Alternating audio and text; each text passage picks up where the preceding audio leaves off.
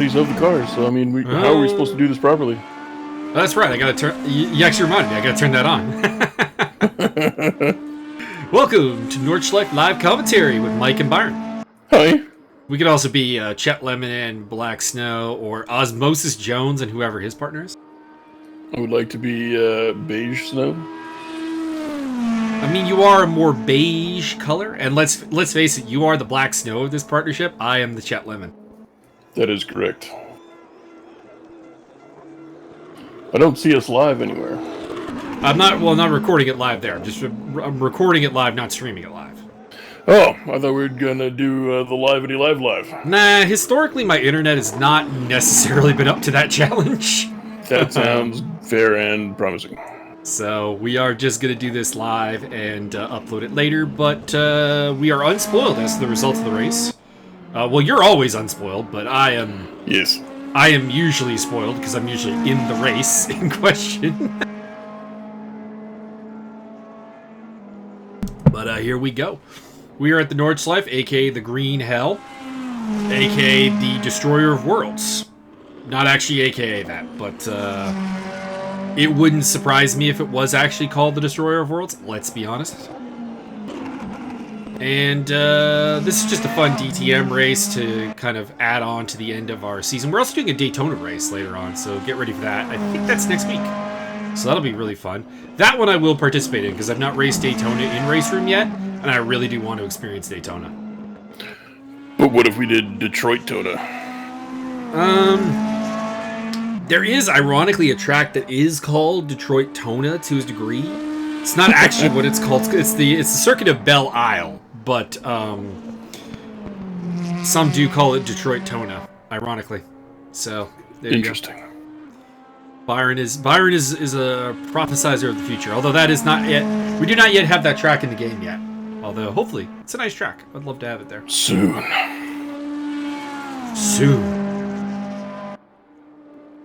Anyways, just thinking if there's any interesting trivia I want to go over here.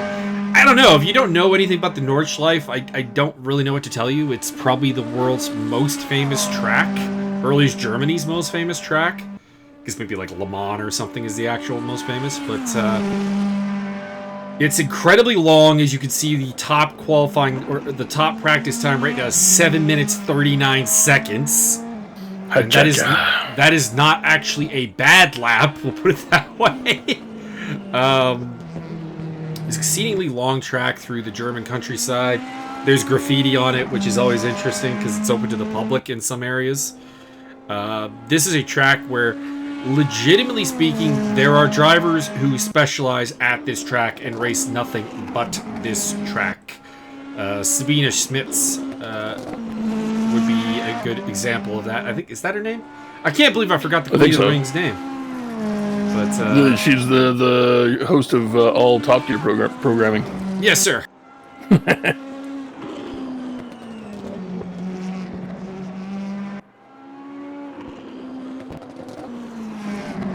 I am verifying. Yes, Sabine Schmitz. I am correct in stating this. It was pretty hilarious when in 2016, she came back to the World Touring Car Championship, who were doing this track for the second time. She had been there the prior year, and had done, fairly well for someone who wasn't really totally attuned with the cars. And they did this whole promo package of asking the drivers who had been there the prior year if she was going to be back.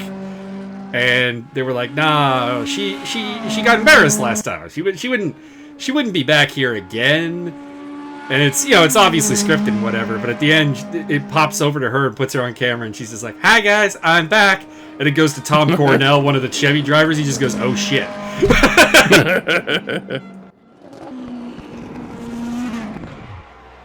I think I told that story last time we were here, but it's still a good one.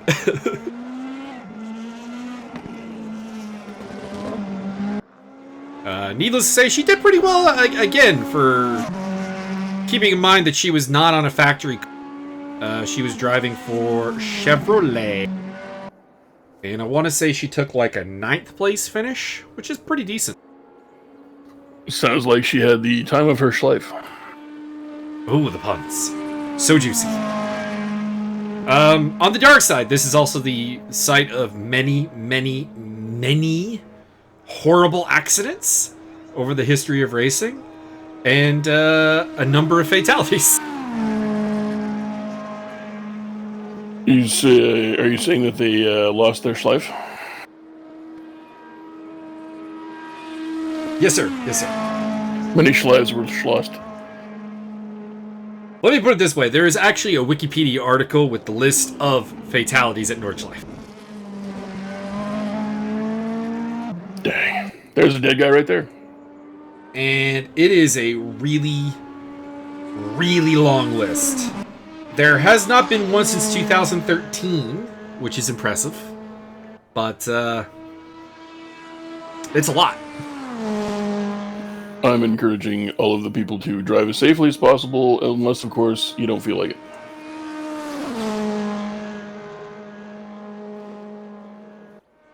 Now, I will, of course, have to mention, this is sim racing, so we don't have to worry about anyone dying, so that's good.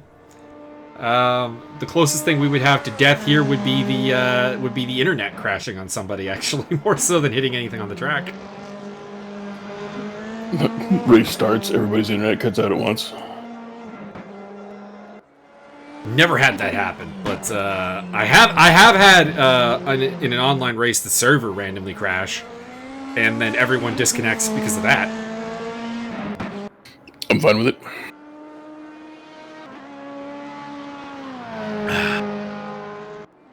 So, not really looking too closely at the current practice results, because to be honest, you got to be able to replicate this in qualifying, and that's going to be hard. But it is looking like Christoph Verstappen, Visar Jacoli are your men to beat. Visar's got these first two sectors really down. He's got purples here again. He's done this before and then fucked it up in the third sector, which is definitely Verstappen's sector, but we'll see what he can do. BMW at the top of the pile, by the way, top three. Couple Mercedes. Not much success for the Audi crew led by John Barker.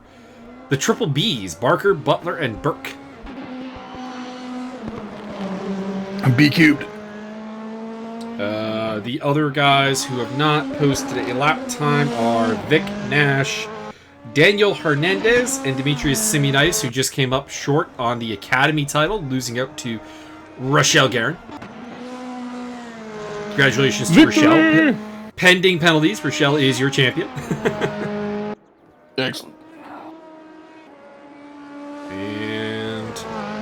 Man, Visar is really lively over a couple of these corners. It's fast, but it's also very close to losing the car. So we'll have to see what. That's how you know you're alive. Right up until the point you're not. Right up until you die, yeah. Let's see what we got in terms of other cameras here.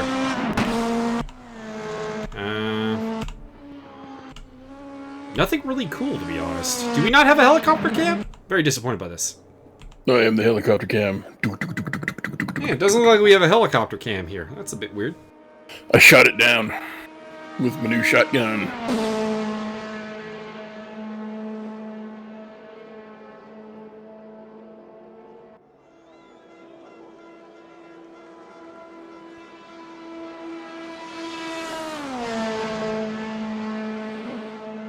Just making sure I have the right button, because it's a bit weird we don't have a helicopter cam. You have to hit the helicopter button.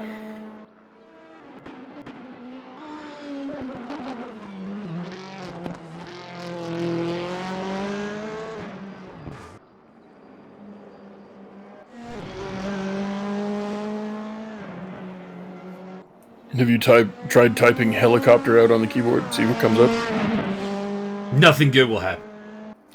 You never know.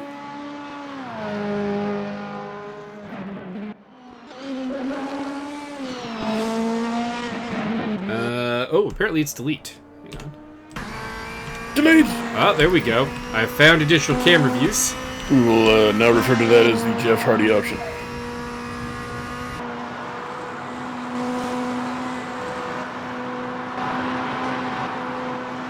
Or did I say Jeff? I meant Matt. Doesn't appear to be a helicopter cam, though. I'm legitimately kind of let down by that. No helicopter, no deal. This game is trash.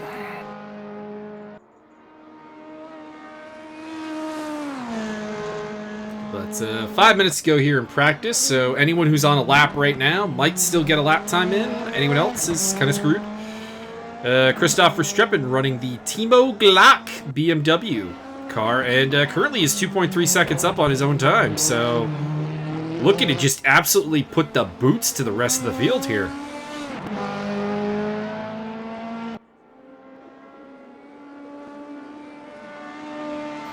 Be sure to check out our sponsor, Boots Mobile.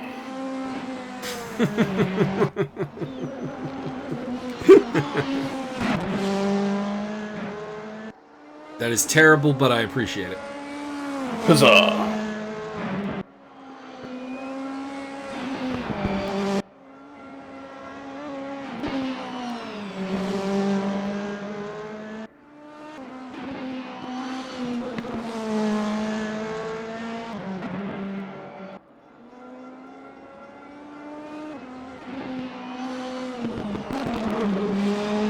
Christoph finishing up the third sector here. Yeah, well, I mean, finish up. He's got another minute and a half to go, so would not go quite that far, but on his way to the finish line anyways. 2.3 up at the end of the second sector. We'll see if he can really kind of put his dominance on the field right now.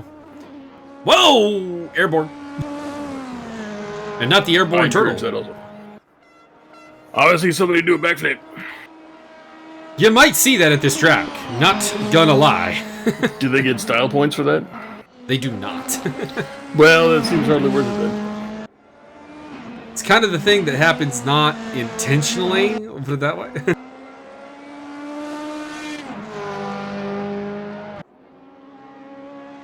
Oh, Vic Nash got a lap in, so we've got 13 cars that have lapped now.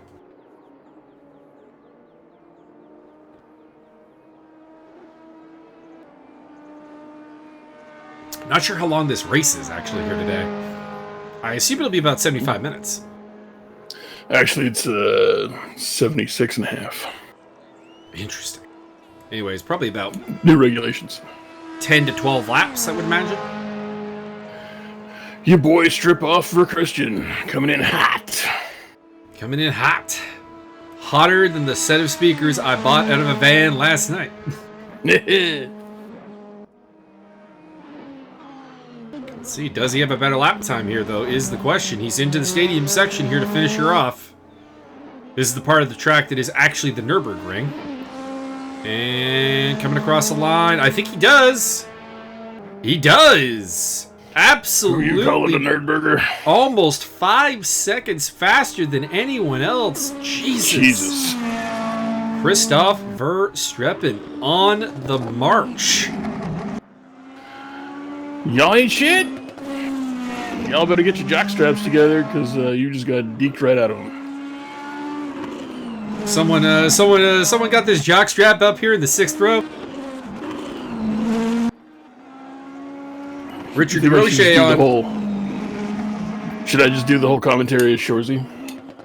I mean, if you can keep it up for the whole time, go for it. Oh, no, there's no way. I'd run out of things to say in like 18 and a half seconds. I don't know, if you went after Sean's mom for a good 30 minutes, you could get through on that. Fuck you, Sean, your mom's so fat. Martin would appreciate that, because he always goes after Sean's mom. Fuck you, Martin, your mother's so ugly. Da, da, da, da, da. I don't think Richard's actually going to be able to finish this lap before time expires, I must say, but he does have a pretty good lap going here. I don't know if it would have promoted him anywhere, because he's 8.2 back. It's a little. He'd have to take a little bit under 3 seconds off his time to get at Martin, but might be able to. It's practice, though, so it doesn't really matter. He's just getting himself into the groove for the qualifying round here in the Paul di Resta Mercedes. Rich DeRocher, by the way, congratulations to the champ! The DTM champion as of the last round at Dubai. Congratulations. I would applaud, but I'm holding my shotgun in the other hand and using press to talk. He was not. Hang on. I can do an arm clap. Here, I'll give you the shotgun salute. Oh, that'll do it. Yeah. Was unable to lead Mercedes to team glory, unfortunately, but to be honest, did everything he could. That was on the rest of us for not delivering. All right, qualification begins. Time to check if there are any duplicate cars in the field that I can yell at. There are! Christopher Streppin and Larry Foster are both driving the Glock car. Shame on you, gentlemen. Shame on you. Somebody drive the 6-hour car. Other overlaps are... I think they're the only ones, actually. Nope. Visar and Daniel Hernandez are both in the Red Bull cars.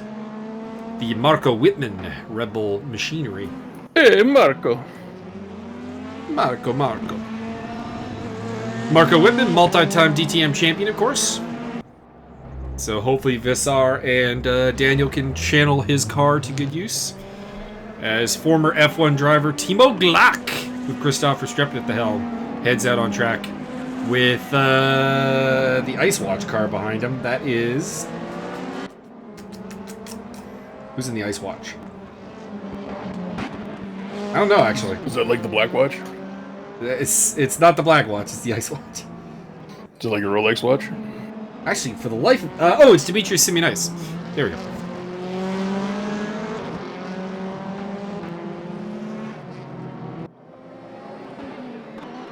Welcome to 17 hours of qualifying. I will be your host, Captain Overqualified. We did get really heavy here with a 35-minute qualifying, although it does make sense. That's only like 5 laps of the North Shore. Yeah, fair enough. I see none of your Netherlandian cohorts, so that's kind of interesting. Yeah, no stop mill. I will harass him for a moment. Can you harass him in Hollish? That's what they speak, right? In Holland is Hollish.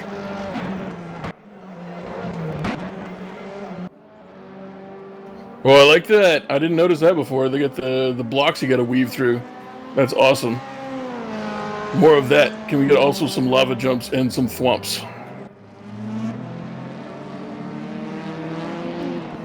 Honestly, if they don't eventually do like an April Fool's mode where you can just turn on ridiculous Mario Kart style bullshit.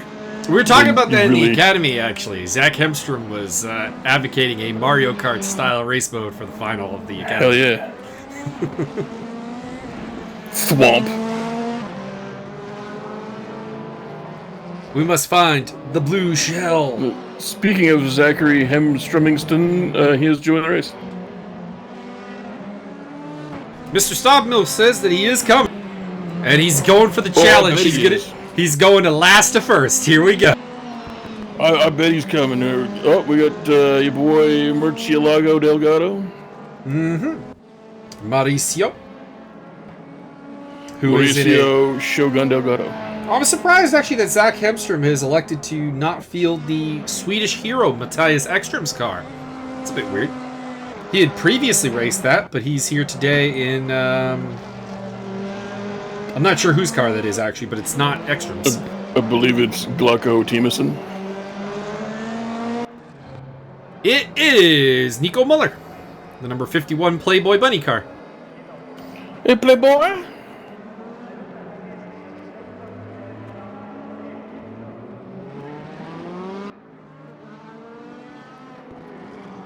One of the pink Mercedes has joined as well.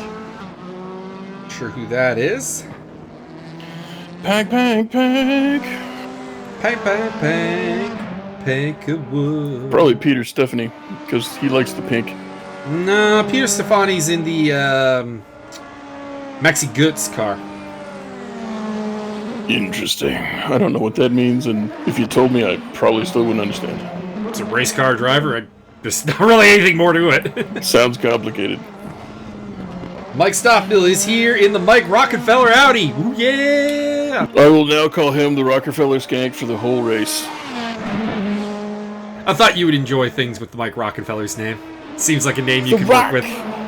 Holla! He did do a whole The Rock promo once at a race. Well, I was kind of referring to Jay-Z and the whole thing.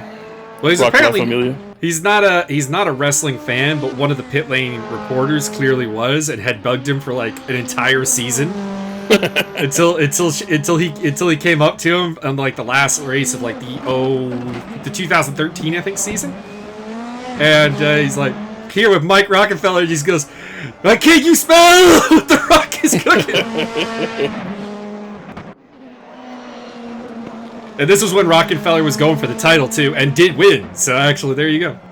Well done.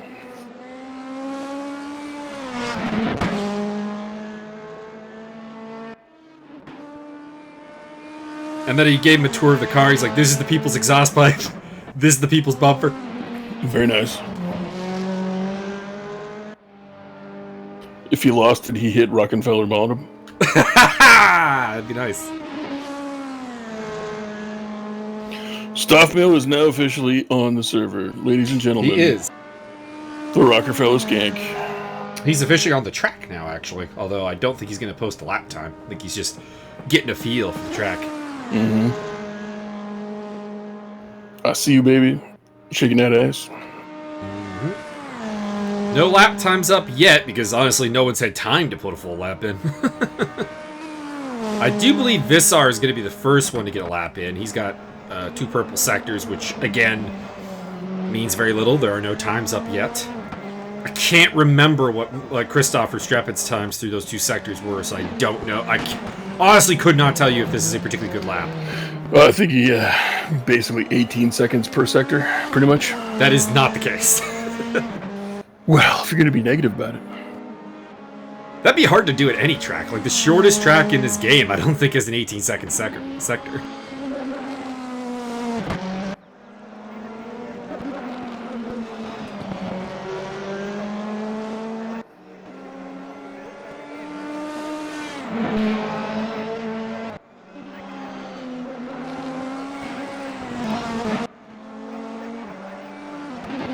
Well, he's approaching the stadium sector not too much time here, and we'll have at least a pace marker courtesy of Albania's Visar Gicoli.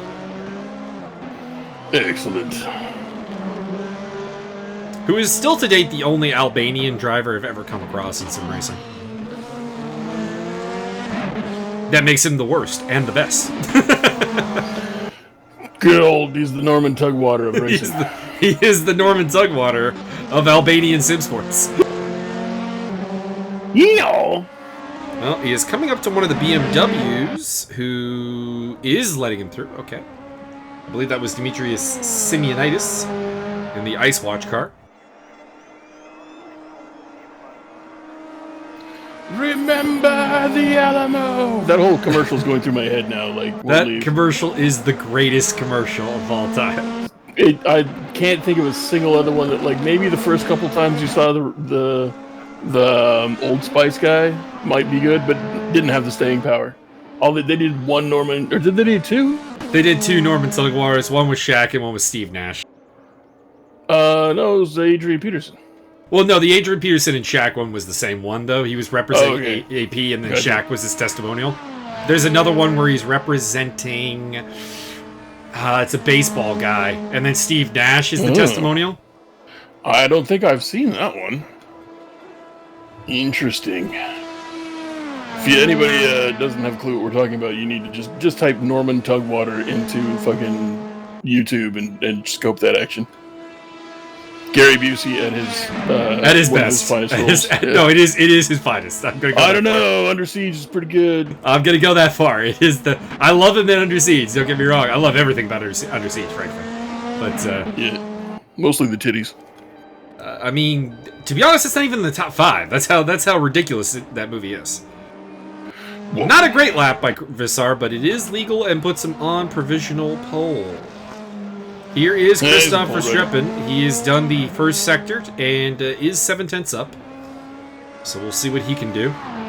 He was the pace setter in practice, so I imagine to see him near the top of the timesheets, if not at the top of the timesheets here.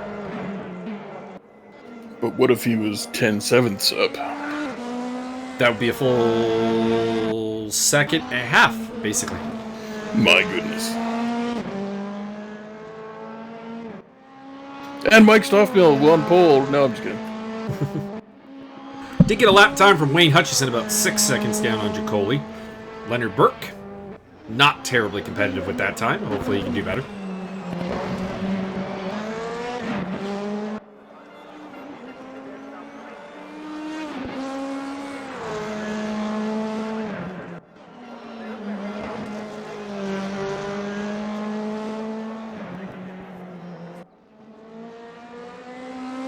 Still waiting for Christoph to hit the second timing line to get a feel for where he is at. Lap time from James Butler, third fastest.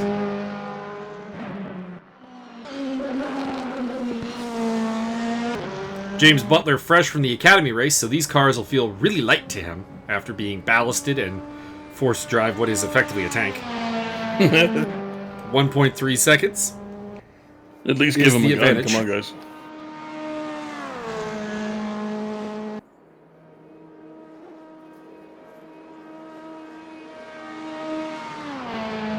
I ran into a guy actually last night on Mech Warrior whose name was The Butler. We'll see you now. You have to make an appointment just to see the butler. Indeed, that's how important it is. Shazam! The butler has his own butler. And I've only ever met one butler in my life, and his name actually was Jeeves. So there you go. Nice. Is that like do butlers take stage names? Do you think they can pick like? I wonder if that is the case. Because I've never met anyone outside of that butler named Jeeves. Yeah. So I feel like that might be a stage name. Would you be a Mortimer or a Faversham? Mortimer. Fair enough. It was the moment when I realized I had a rich friend when I showed up to his house. Number one, thought the guardhouse was the house, and then number two was greeted by a butler who told me Master Joe is in the ballroom. I'm like, oh my fucking god. I know rich people apparently. Were there balls within that room? Football, soccer ball? No, there were not. There was a ballroom downstairs which had a bunch of billiard tables in it. Very nice. And a pinball machine. Would that not be the balls room then? They called it the arcade. But I say rather. Ball's room would be an acceptable definition of what that room was. Excellent. Also had an indoor pool and a gigantic garage with about 10 cars in it. Jesus Christ. Sounds like they're one car short of a full 11. That's also the guy who has the slam ball court in his backyard. Oh, that guy. All right. Which was easily the coolest thing about the house, let's be honest. Those who are unfamiliar with the sport of slam ball, it was on Spike TV back in the day, and continued on for a while, but it's really, really hard to find anything after the Spike TV days, but there were a couple of seasons. Basically, it was a combination of full contact basketball and trampolines. It was dope. It was highly dope. I only have one thing else to say about that, and that is... There you go. Christoph I'm trying out American Vintage Hard Iced Tea Blueberry flavor. I mean, I like blueberry, so it should be good. It tastes okay. It's kind of herby. Like, it's very obvious they went and used real tea for their iced tea, which is unusual for a mass market type thing. So the herbiness kind of someone get a screenshot of this. Mike Stoffmill has damaged his car 100%, perhaps intentionally, because he was up 5 seconds at the end of Sector 2. Oh, we got a new racer entering the field. I believe it is pronounced Yog Dise. Jay Dice. I was bugging him to change his name. He did not bite. Well, I mean, we can just call him stuff. I'm going to pronounce it Yog Dise. Yog Dise? That sounds good. He's probably Czech. Well, the Yog would be German more so than Czech. Well, maybe he's a half-breed. Could be. Maybe he's Alsatian. Oh. But that's half-breed French-German. Yeah, so that would play into the Dise. Ah, fair enough. I see where you're going with this. The Alsatian sensation, which is also what I call the one true Kyle. I've informed my brother that there is one true Kyle, and it is not him. Correct.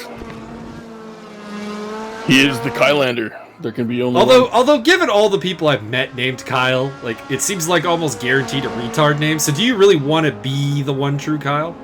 Well, the one true Kyle, as known to the both of us, is awesome dude. Also, Stoffmeal's in first place by a way. Despite his car being completely wrecked. Mm-hmm. So, y'all might want to push the gas pedal and get, like, within 10 seconds of the man might help. I mean, Christoph is within 10 seconds, but he is the only one. I mean, admittedly, 10 seconds is not huge on this track. This is a really long track. James Butler has got 2 personal bests, so he might be on his way forward. Quite a bit, actually. He's only 9 seconds down after 2 sectors, and he was 25 seconds down last time, so... Do you think Stoffmeal's going to just kind of pull over to the side after the start and let everybody go by and then try and go from first to last to first? Could be. What a dick. I approve. We approve of this bullying mentality. Bullying gets shit done. Alright. I was gonna say that we're at the arena section, but we are not here with James Butler. We're at the graffiti sector.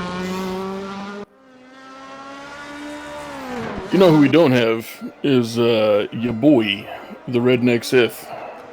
Yeah, no Travis Balls. This seems like his kind of track. No anger. Yeah, I'm a little surprised. He's a big proponent of more Nordschleife. So I would have thought. You should probably message the man. Say he's got 18 minutes to get here. I will. Tell him I called him a bitch. No, don't do that. Don't do that. Tell him I called him a mark. You tell that man that he is by far the most Travis that there has ever been. The most Travis that has ever traveled. Indeed, he has traversed all Travishood.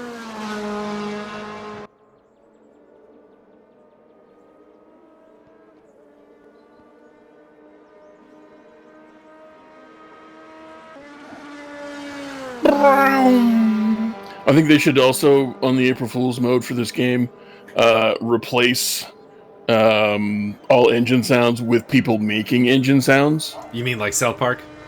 Yeah, I guess. Is that what they did? There was a whole one where they had a biker gang, and instead of like actually turning the bikes on, they just went like. Yes, I demand that. I would just record myself with my microphone here going. All right, James Butler entering the stadium sector. Let's see if he's improved upon his time. He was looking good after 2 sectors, but honestly, I think he let down a little bit in the 3rd. Coming across the line in 7th place. So yeah, okay, he did better himself by the better part of like 7 seconds. So can't complain. Richard DeRoche has 2 personal bests going right now. 4.8 off as at the end of the 2nd sector. This could be a run at 2nd place, although it does seem like the 3rd sector is where a lot of time is being lost. This is a general note, so could be. You think if Butler was Swedish, he'd be in 7th place? Yes.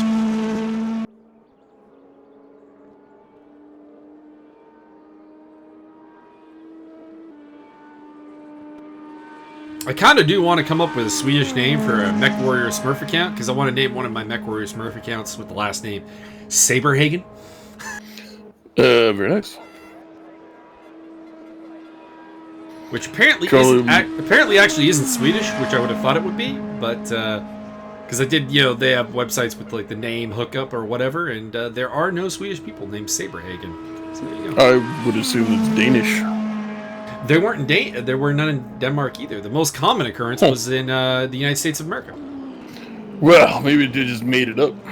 So it could be one of those cases where it was Saberhagen, and they did a repurpose when someone immigrated to the States. It's your boy Saber Hogslaughterer. Because that's actually what happened to my grandmother's name. Her name was Cush, in Canada. But as Kush is not the most Polish name in the world, and she was very Polish. It was actually Kushnicz, and they just chopped the end off. Did anybody call her Purple Kush? I don't think she would have got it, and fair enough. It would have been a problem. And then you have to spend an hour explaining it to her. My grandmother was very old school, sir. She did not adapt to the times in any way. Hey, Granny, you all want some of that Purple Kush? Let's put it this way, she was one of those like old people who still call black people colored people. So. Well, I mean, she wasn't technically incorrect. I mean, but technically again, she is, because black is actually a shade. Caucasian people have color too. Okay, so like, don't discriminate. I don't think she was like actually racist, if that makes any sense. She just held to like some stereotypical ideas. She was not very big on the mixed relationship. When my sister was dating a black guy, it was a bit awkward. It was a bit awkward. Which there were problems with my sister dating the black guy, to be clear, but it wasn't because he was black, it's because he was a piece of shit. That seems fair.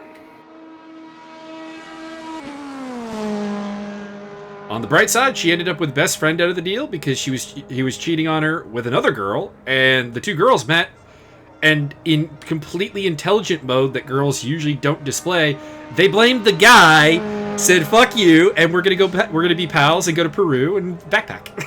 That sounds dope. Visargicoli closing the distance to the front. Richard DeRoche's. Oh, you know what it is? Stop Mill DC'd and got his time off the board. So. Well, sugar dog biscuits. Maybe that's what he came out to slap everyone with his penis, and now he's going to start from the back. I was gonna say.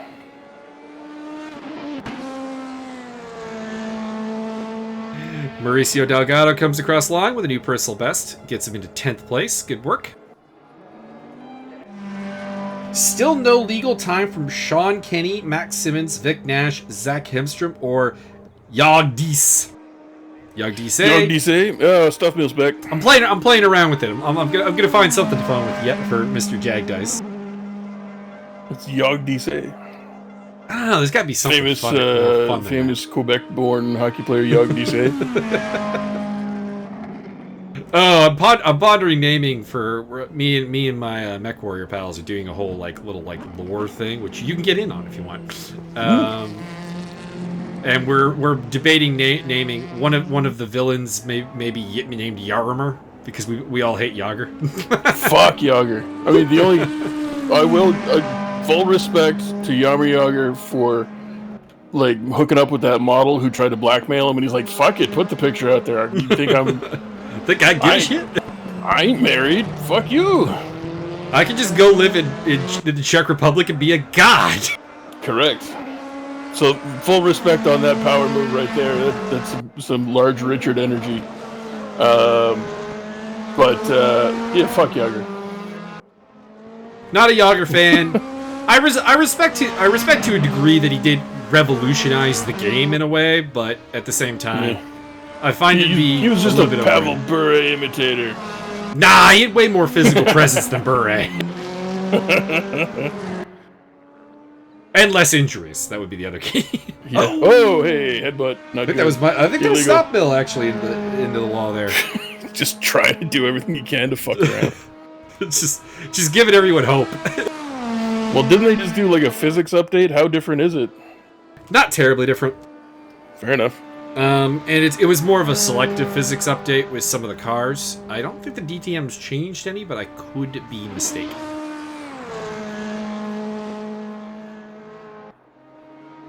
But it doesn't take much to make a car feel a lot different, to be honest. Larry Foster's got himself a pretty good lap going here. He's only 6.4 up at the second sector. So Larry Foster. Assuming he doesn't lose 10 seconds in this third sector, he should be on for a decent lap. Go, Lawrence, go. Or at least a better lap than what he has up there. Well, at least he has a lap. That's true, and there is 6 people who can't say that. So there you go. Well, there's 5 people who can say that. 5, really, yes. Stop Mill definitely could have a lap. Time is running down, though, with 10 minutes left. Everyone's got maybe 1 more shot at a decent lap time here. 2 if you're a guy like Larry Foster, who's almost at the end of a lap. I always laugh at the paper people in the stands. Yeah, the crowd graphics are not spectacular. Well, I think I really like them. I think they're hilarious, but I think they did that on purpose. I don't think it's because they're bad. Oh no, like it's definitely a conserving of processing power and so on, like idea. Because do you like let's put it this way: if I'm doing a tiebreaker between like the ACC, the race room of it all, and so on, how the crowd looks doesn't matter to me. I mean, ACC just uses balls. Yup. I think they should go one step further. I want to see him turn. So, like, that guy on the side there, the cone holder, he should turn and watch that car so we can see that he is actually just 2D. He's actually 2D. That's all they should ever do. That's all they should do is just, like, turn and look at the car and actually, then, I think like, disappear for half a second. I've looked at this on replays. I think the marshals and stewards and stuff are actually 3D. It's just the spectators that are 2D. Well, then I want spectators to, like, you know what? I'm willing to take the processor hit. Just make them wave in the wind like actual pieces of paper. Like wacky waving inflatable tool man. That's what I want. Daddy wants that. Daddy wants a little ridiculousness. You may have noticed. If you're new here, guess what? I'm a little ridiculous. Well, you know, here, give it a toggle. Give me the option to go like inflatable tool man or this. Like, give me that option. Crowd. Let me check the box for crowd physics. Yeah. If I want to take the hit, I can take the hit. All right, here we go. I think everybody should. It's a spectator option only. Larry Foster coming to the line and does have a new personal best in 5th place. That was a good. Nice. It was a good third sector. Was downright on Verstappen's pace. Very nice. I may start referring to Larry Foster as Private Pile, but only if he's seen Full Metal Jacket. I'm sure he has. Because I can't make that quote. It's not publicly acceptable. There are some quotes in there I can use, but not that particular one. I don't like the name Lawrence. Only and sailors are called Lawrence. Oh well, here's a good Private Pile story for you actually. So there's an MMA fighter, and I'm only giving it. Daniel, I know. Why, Daniel? I know you're gonna know this person, but I'm prefacing it for the listeners. Named Mike Pyle, and apparently somewhere during Randy Couture's movie career, he was in a movie where R. Lee Ermey was one of the he was not in the movie, but he was one of the advisors. I think Daniel Hernandez is drunk. He might be a little drunk. Here's that pink car. It's Max Simmons. Okay, there we go. But anyways, to finish the story. R. Lee Ermey was over at Extreme Couture because he was meeting with Randy for something to do with the movie. And I guess he got word that Mike Pyle's name was, Mike Pyle. And in the middle of Mike Pyle's Mike Pyle doing some sprawl and like dropping sprawl drills, he just yells, "Private Pyle!" Oh man, I wish there's footage of that. Just like let Lee Ermey loose on Mike Pyle for like an hour. Apparently he was. Like Mike Pyle was telling this story and he's like, he went off on me for a while. That's awesome. God. Holy apparently Randy Couture knew that Mike Pyle was like, a big Full Metal Jacket fan, which not terribly surprising. No. Max Simmons, by the way, going 4th fastest. That was the story. Sees Mike Pyle do like one wrong move. Holy Jesus. What is that? What the fuck is that? Not really sure how much R. Lee Ermey would know about MMA, but basic training and stuff. I feel like the answer with R. Lee Ermey is he either knows a lot about MMA or virtually nothing. Yeah. Unfortunately, he died a couple years ago. Indeed. No Full Metal Jacket Part 2. No bring him back reappearance like Jean-Claude Van Damme. No reappearance of House's father. Huh? He was also Dr. House's father in the long-running TV was shows. He was. Well. I should back up. House was raised thinking Arlie Ermey's character was his dad. In reality, it appears that it's possible that Billy Connolly's character is actually House's dad. He is hilarious. William Connolly.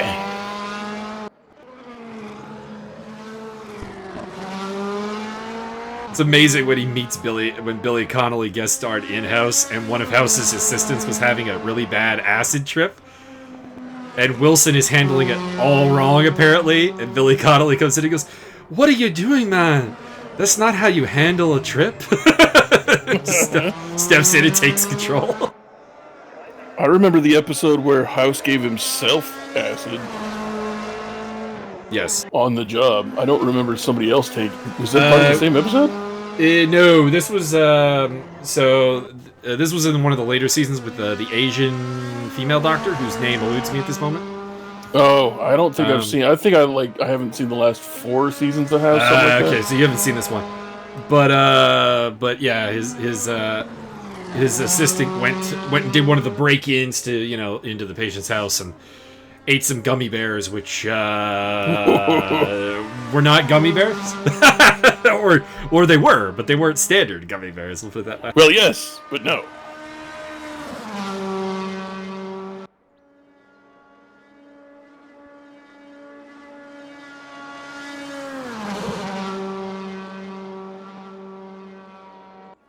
But yeah. And she had a whole thing where she was seeing Chase as a rabbit and the attractive female doctor as Jessica Rabbit. Wow.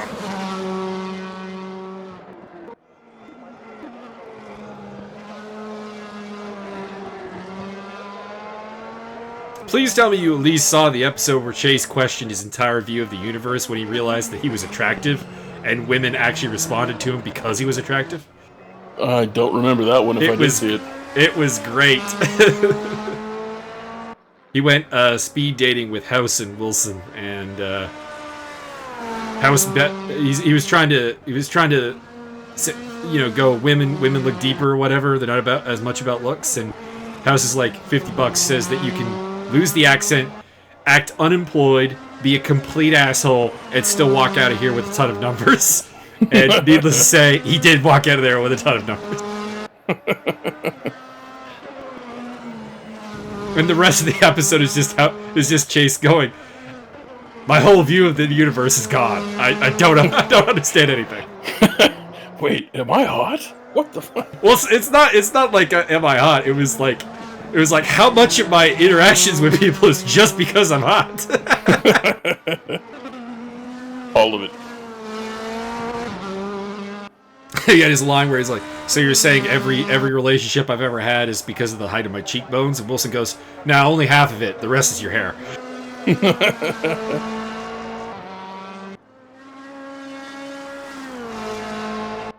It's a great episode. I would highly recommend it. I will investigate.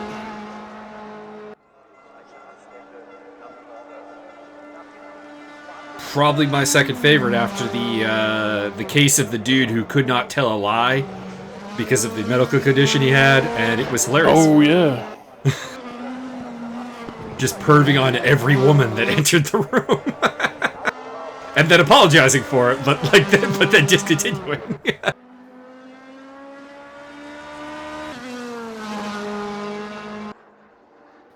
What about the episode where was it the girl couldn't feel any pain whatsoever because she had a tapeworm or something like that? Yes, I remember this.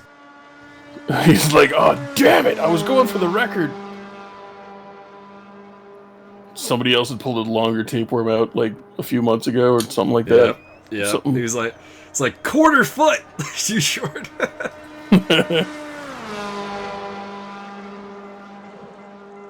Alright, well there is apparently our starting grid, although looks like two cars may yet post a lap time.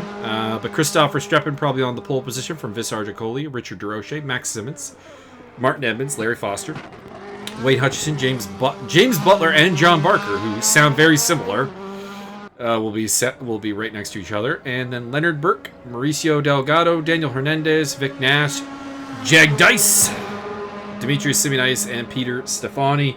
No lap times for Sean Kenny, Zach Hemstrom, or Mike Stoppmill. So not only do we have Stoppmill coming from the back, we have Sean Kenny coming from the back. So this could be interesting.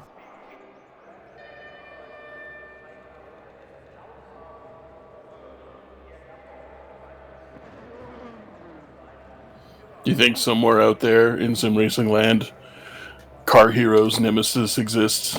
Truck villains? Truck villains. I mean, I've not seen the hero of cars in a while. I've not. I saw him at the last ACC event, so that was last week. We'll see if he shows up tomorrow because he doesn't really do race room stuff. He does ACC almost exclusively, so you'd only see him in the ACC events, which we have Kyle Almy tomorrow. So hopefully he'll be there for that. Kyle who? Kyle Almy. Kyle Salami. That's a good one, actually. I'm keeping that one for Kyle. All right. Very nice. Hour and 15 minutes, 75 minutes of the Nordschleife. Here we go. Ooh, that's a bad start by Vissar, and that could cost him. Verstappen all over him. Max Simmons weaving all over the place, looking for a way through. Max got a very good start. And we head down to the first corner, possibly 3 wide. Nope. Vissar does actually hang on to second place despite the bad start. Max Simmons managing to capitalize to get past Richard DeRoche, but no further. And then it is Martin Edmonds and Wayne Hutchison.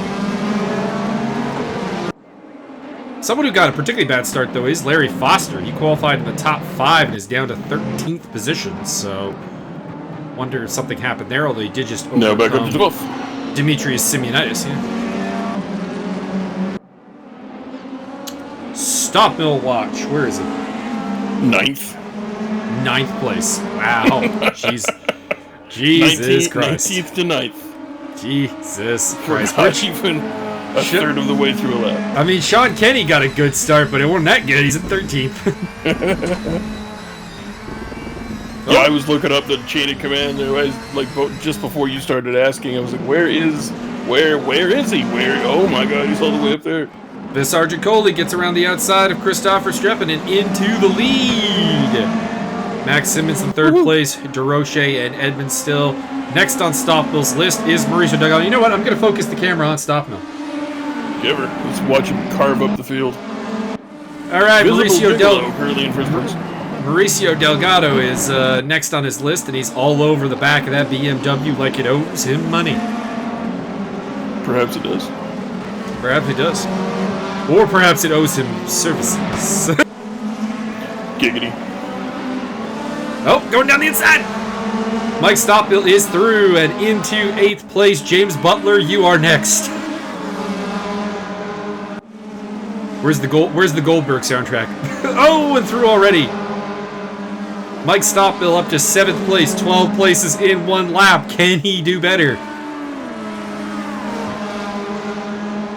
Do you think the Terminator soundtrack just goes through Stoppmill's head all day? Dun-dun-dun.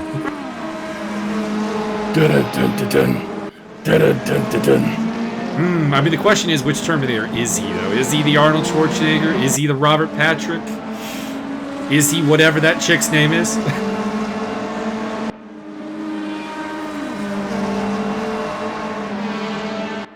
I'm refusing to even put the Dark Fate Terminator on that list, because that was just sad. I didn't watch that one. I did not see it There's either. a bunch of them I haven't seen. I've not seen Genesis or Dark Fate.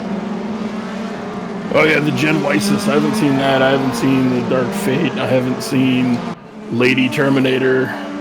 I saw the Christian Bale one.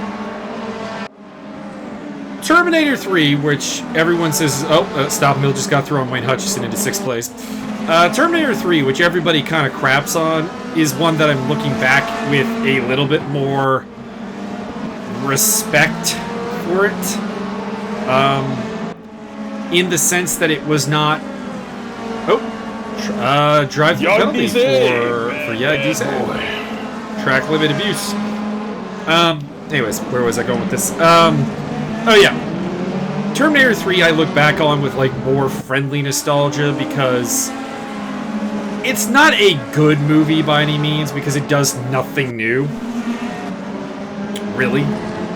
Mm-hmm. It's pointless, it adds nothing to the series, but there's nothing about it that is outright bad. It's a competently made film, it's just a film that probably should never have been made. Whereas like Genesis and Dark Fate, it's like these are objectively badly made films. Fair enough.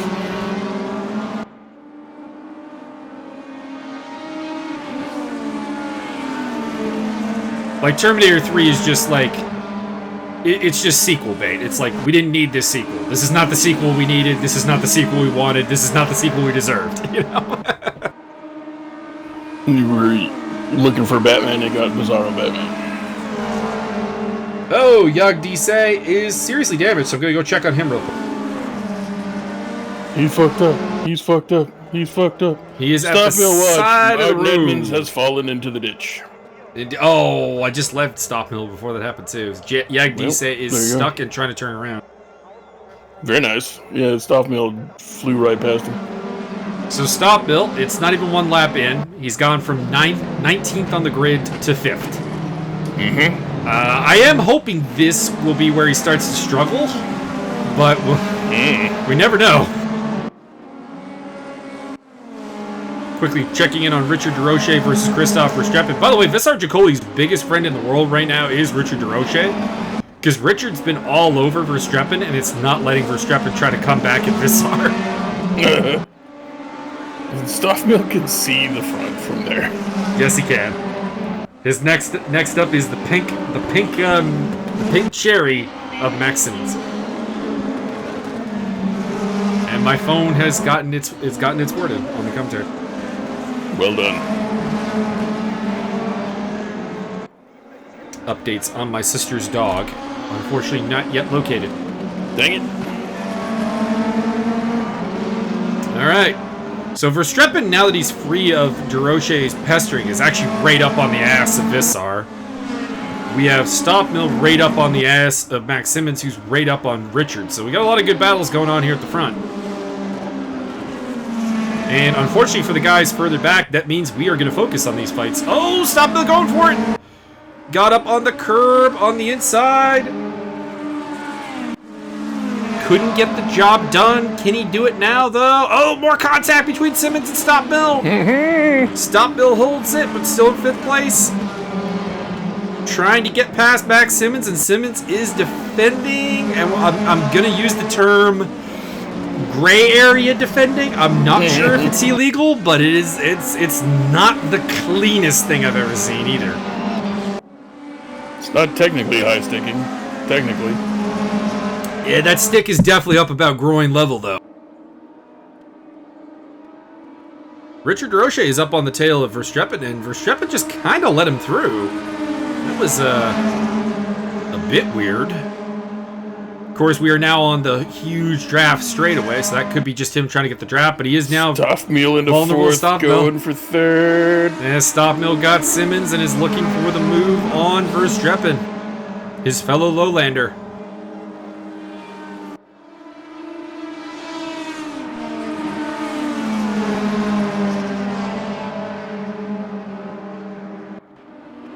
Looks like we may have lost Yag Disay from the race. He did. And we are ending the first lap here, so Stop Mill from 19th to 4th in 1 lap. Not too shabby. Indeed. Probably could have been more if Simmons had not been so dogged in defense. Probably. And there we go. It's your boy. Verstappen. Oh, he's out of shape. But he holds it. Well, I mean, he just needs to hit the gym a little bit, maybe. Well, I mean, he is way more in shape than we are based on his physical profile he has provided. Hey, probably, yeah. That's not difficult to do, though. We are large individuals. Large big, and somewhat in charge. We are big boned and also a little fat. Actually, I'm long boned. Oh. I came up with that the other day. It's like, I'm long boned. Look at my femur. It's twice the size of anybody else's at work. I mean, being big boned is good. All things considered, I've broken remarkably few bones considering how hard I have hit things. True. I've only ever broken... I had a fracture of my left arm, and I think I definitely broke a finger at some point and didn't fucking fix it. One of my fingers is a little bit... I think it's my right ring finger is a little fucking out of place. Well, we are one lap in. Zach Hemstrom and Yak Dise both out of the race, and Dimitris Simeonidis in the pits for service. Mike Stoppmill into second place, displacing Richard DeRoche. Next on the list is the race leader, Visar Jacoli.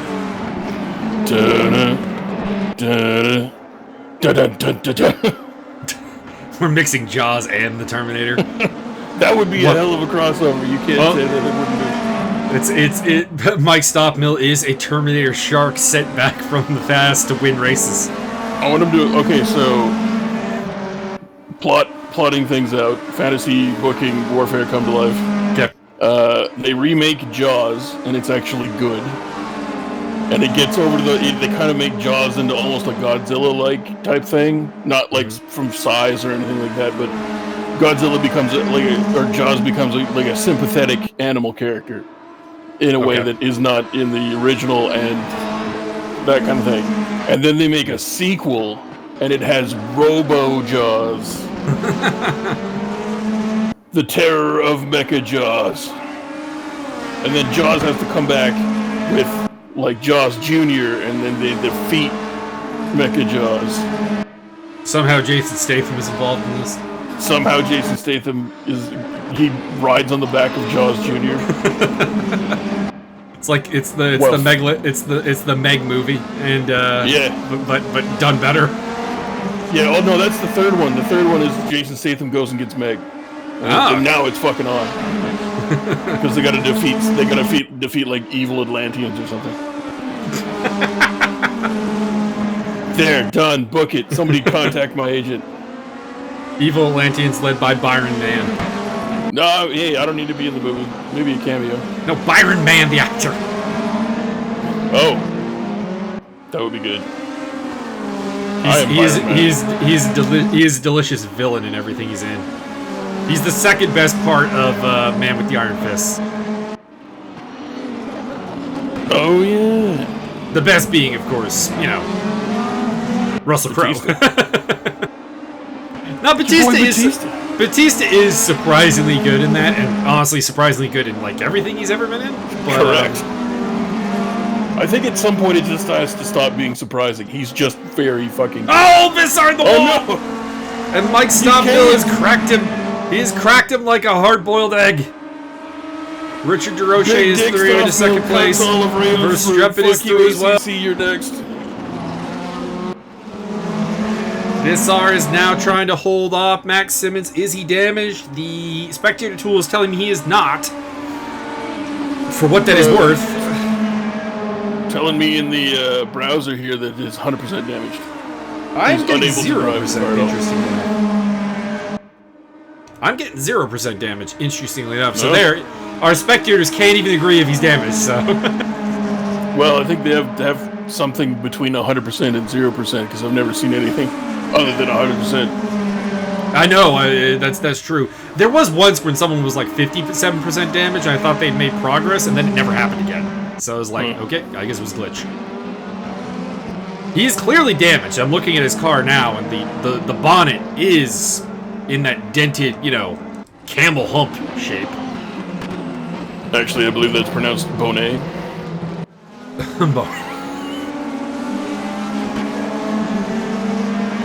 Is French. He's keeping up, though. That's what Martin said it was called, the bonnet. The bonnet. Bonnet, bonnet, bonnet, bonnet. Fuck you, Martin, your mom killed my Siamese fighting fish. Can't remember what's... Let's probably not go into that. Hold on. We'll get dangerous. Whoa! getting really out of shape there. Max Simmons all over the back end of Visar Jacoli. And this is bringing Martin Edmonds into the fight as well, by the way. Correct. Looks like we're down Demetrius, Zachary, and Yogdise all in one group there. Demetrius is parked at the side of the road, so he may not be done. Well, he's grayed out here on my leaderboard.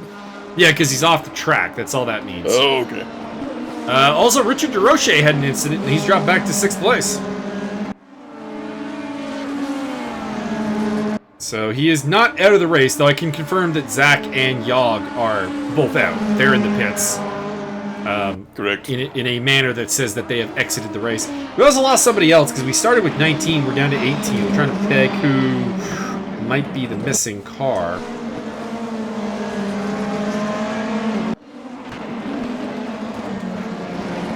Honestly, not sure.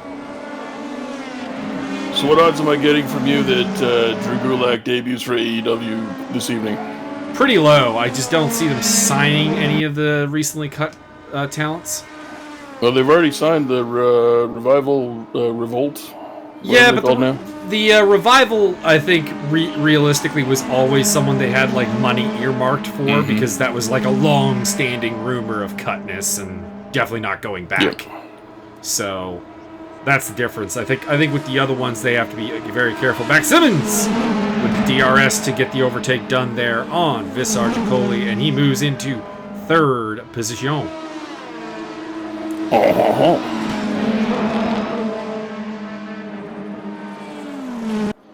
Looks like Demetrius is moving again.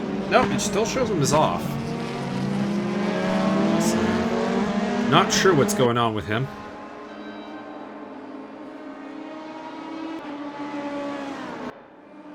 Oh, he's out. Okay, so he's parked it. We're down to 15. Visar got back past Max Simmons, who's made a mistake because Martin Edmonds has got a hell of a run around the outside on him.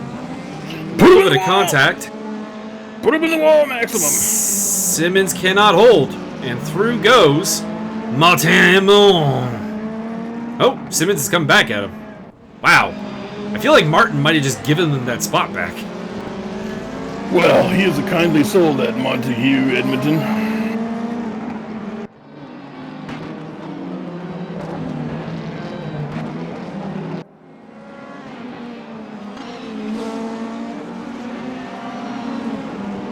Stuff mill watch. He gone. Yep. Mike, you should have waited longer to take the lead. You would have been on camera, son. Very satisfied. I wanted to see if we could do it all in one lap. Couldn't do it in one lap. Well, almost. A little bit over a lap.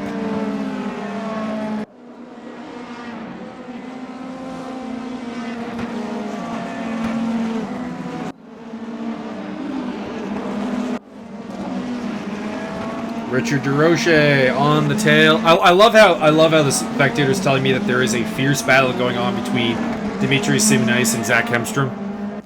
It's not realized they're both in the pit lane. They do seem to have sort of a blood feud going on, and probably see some promos cut. And oh wait, sorry, I'm back in pro wrestling mode. They're just 3/10 apart in the pit lane. Intermission. Cut to that battle. Plays little old lady from Ipanema.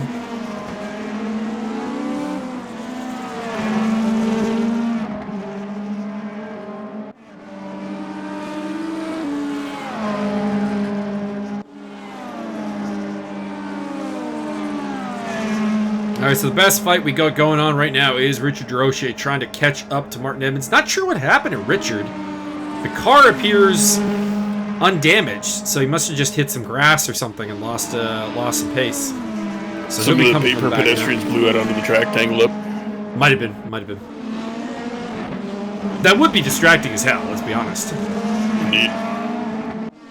Oh god, I killed him! Oh wait, no, never mind. Never mind. He's just a cardboard cutter. He's just a wacky inflatable tool man. Mm-hmm.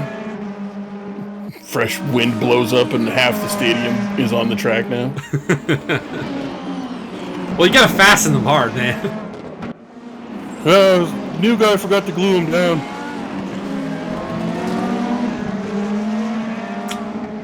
Richard is getting closer and closer to his arch nemesis Martin Edmonds, and the battle will continue there. Fire the grappling hook. It's basically the best thing we got going on right now. Although Sean Kenny is all over the back of Leonard Burke, so that could be interesting. We might check in on that at some point.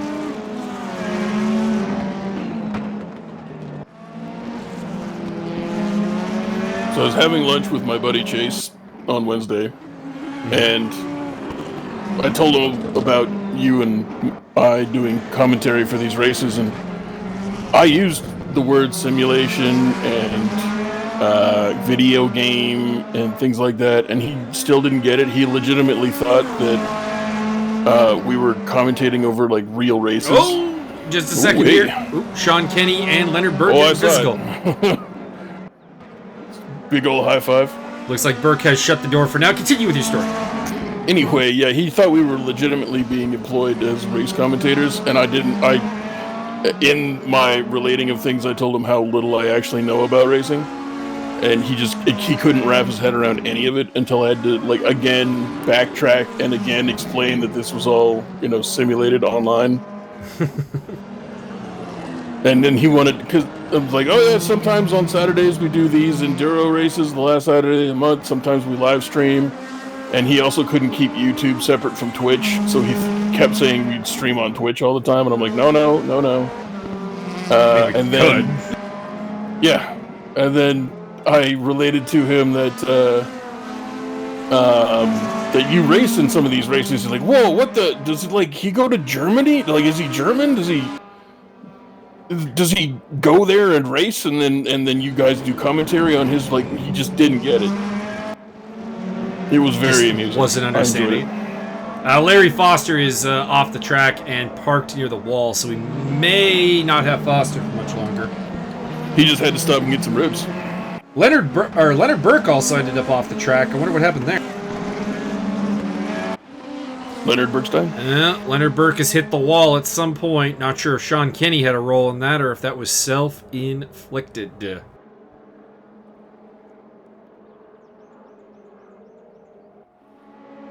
Alright, Foster is moving again. Looks like the car is mostly okay. A little bit dented at the front, but that's probably drivable. Get him, Lords. He's on the tail of Mauricio Delgado for 12th place. Larry, of course, qualified 5th. He's just had a bit of a rocky race so far. And Leonard Burke has called it a day. We are down to 14 cars. We started with 19. We're down to 14. Leon Hard with a vengeance. Whoa, Vissar Jacoli off the track and loses 3rd place to Max Simons, and then he's in the wall. That's no good. That is not good. There is a mandatory pit stop, so this might be a good time for Vissar to do that pit stop. Because that car is not going to be super easy to drive with that kind of damage. And you can see it. His car is very unstable right now. And unable to fully get the maximum out of it.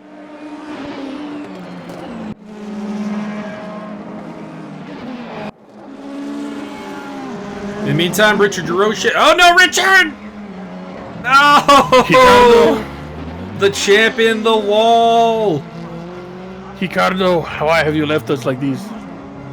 That will cost him a spot to Vissar. So Vissar Jacoli and Richard DeRoche need to get into the pits ASAP to fix up their cars. Wayne Hutchison is now on the back of Richard. And to be honest, if I'm Richard, I'm probably just letting him through because this is not really serving him.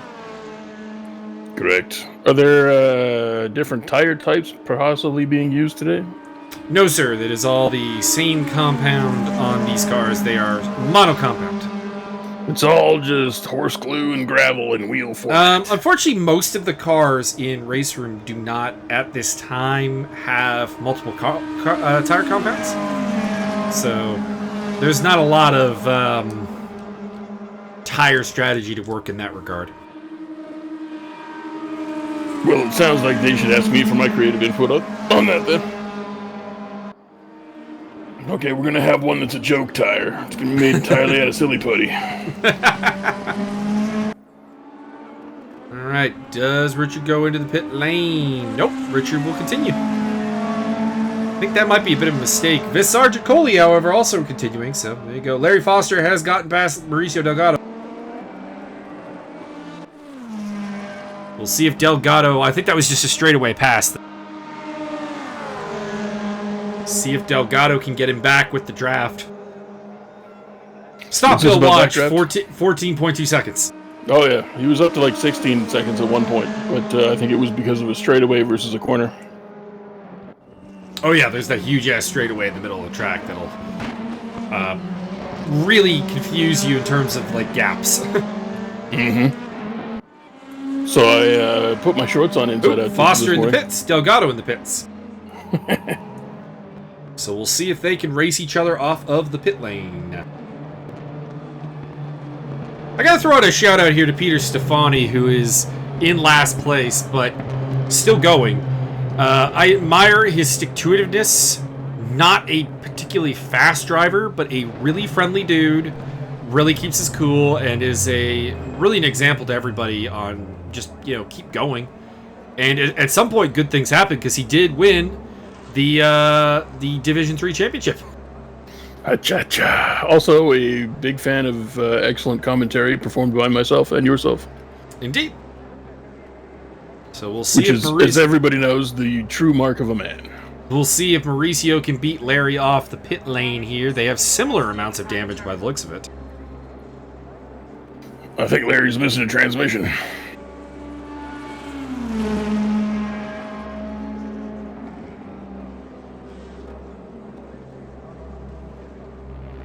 Putting my phone on silent. Should have done that before. Apologies. Mauricio looks like Mauricio's gonna get him. No, Larry just gets out in time to retain 13th position. They are the first two to clear their pit stops. It'll be interesting to see if Larry can put up a fight, Mauricio can put up a fight, because Larry, of course, qualified P5 very fast here. And if Mauricio can stay with them, it'll be a sign of good things for the Chilean driver.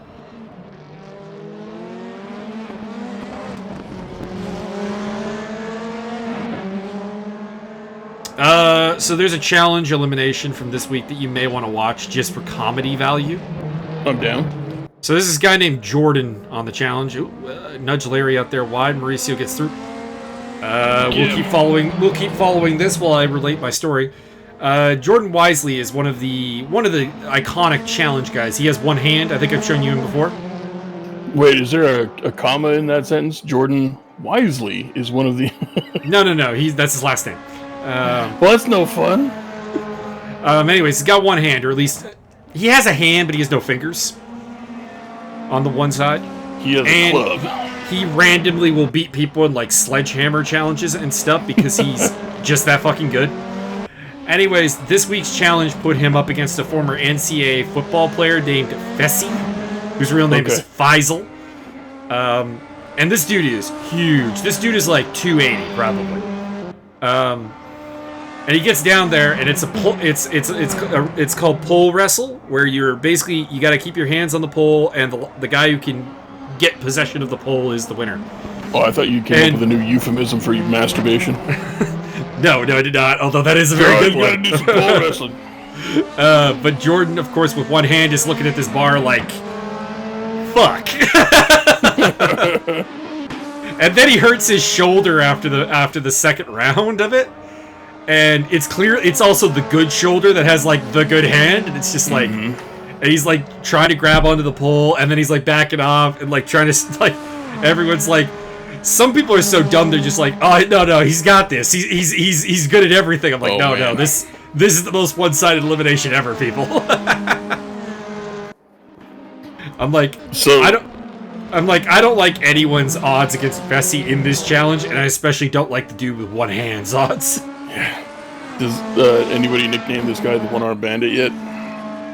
Nah, no one does it because, like, I mean, if you make fun of his disability, he's just gonna make you pay. Well, I'm not making fun of him. I'm trying to give him a cool nickname. Nah, I mean, you just say Jordan in the challenge house, and that's all that needs to be said. He is the only Jordan. Jourdain. I would like to point out that Mr. Jonathan Kenningston has not set a legal lap yet in this race. Yes, According to yeah.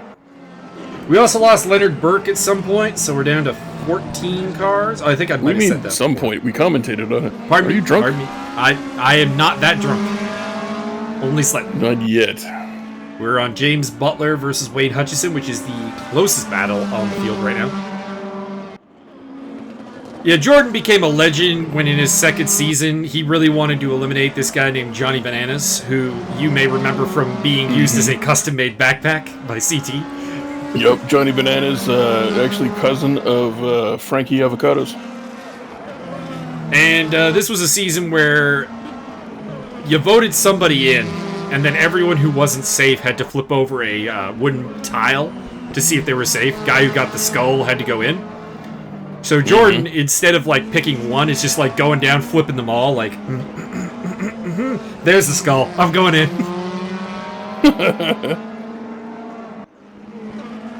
He lost, and it was a climbing challenge for a dude with one hand, so that wasn't great, but I admire the balls. Yup. The challenge will be Tekken 2. Fuck! I mean, it's like there's a lot of challenges he just couldn't. He's only ever lost 2 eliminations. This was his second ever defeat. This week's challenge is knitting. Fuck.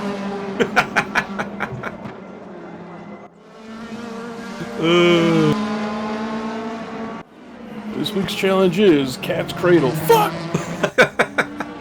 I mean, you'd think he wouldn't be able to do, like, a sledgehammer challenge, but twice he's won those, so there you go. Well, it's easy. You just brace your forearm across the back of the handle and add some oomph. Well, you don't need 2 hands to swing a sledgehammer. You just need 1 to pick it up and get it over your... Well, you don't even need 2 to get it over your head. You can, again, brace up with the forearm, help you lift it up there. Brace he up won with the a forearm he won a tug of war with the one hand as well. Oh, that's pretty good. Yeah. But again, you could wrap the rope around your arm. Oh yeah, he was doing all kinds of tricky things. Like, dude is just not. He's not just a physical athlete. Like he has clearly thought a lot of his life how to get around having just one hand. This week's challenge: playing Chopin's Third Nocturne in B minor. Fuck. Fuck. There's lots of stuff you can do with one hand, but there's also lots of stuff you can't do. Oh yeah, he kicks ass. Like he's one of the most feared dudes in the challenge. It's like CT and then him.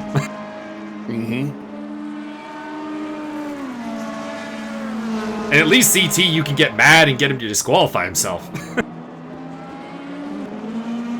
Which has happened a couple of times.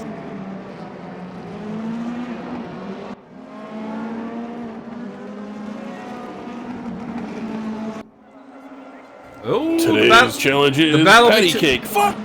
The battle between Larry Foster and Mauricio Delgado has gotten a little bit more complex because they've got a Mercedes in the pack with them. That is Peter Stefani they are overtaking. Get him, Pete! Mauricio needs to make time now while Peter is stuck, or while Larry is stuck behind Peter.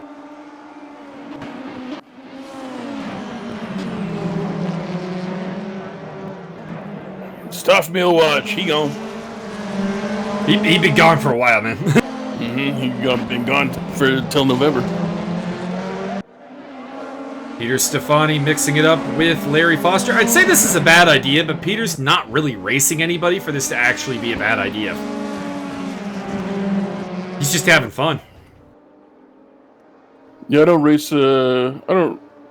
race against other people either. Any colored livery is fine with me. I don't hold prejudices unless you have yellow and gray. Yellow and gray.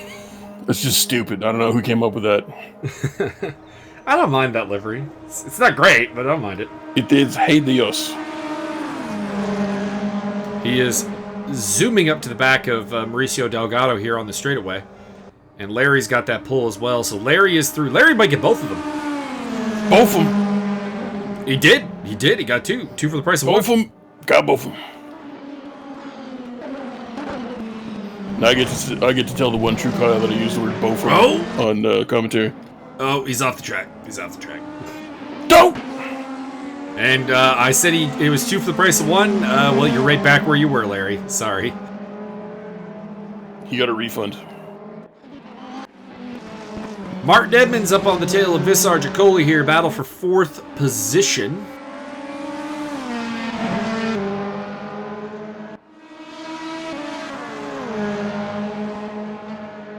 See what he can do.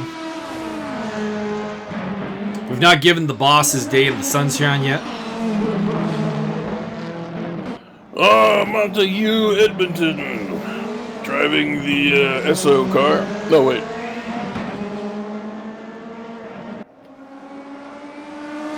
Driving the Enron mobile. That'd be terrible if you were driving an Enron mobile. Apparently the Enron guys are all out of jail now, and they're trying to get the band back together. I mean, yeah, let's go commit more stock fraud. That's the American way. I can't imagine anybody give them money. Oh, they will. They will. I mean, think about it. People still gave Donald Trump money after he went under, after his casino went bankrupt. After his 3rd bankruptcy. Oh, yeah. No, here, have some more. Sean Kenny Watch now has legal lap. Well done, Sean. I'm giving him the tiny clap on the arm because that's all I can manage with push duck. You're getting the here. I'll give him the shake of the super glue. Well done. Give him the chest clap. There you go. We're finding ways to salute you, Sean. In this time of push to talk problems. In these confusing times, we are here for you. We are. I still am not sure who disconnected because we dropped to 19 cars or to 18 cars from 19, and I still actually have not figured out who is missing. I don't know either.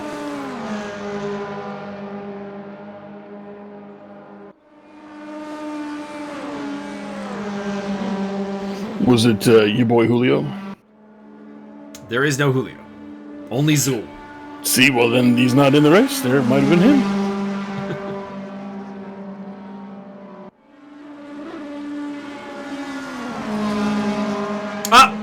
Vic Nash.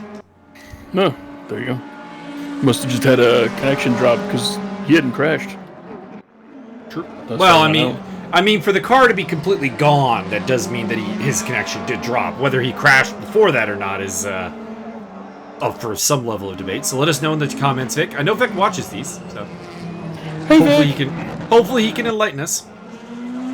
Victor Nashorn, noted penguin enthusiast and owner-operator of Drive-Thru Pet Store. Noted Take Destroyer. Indeed.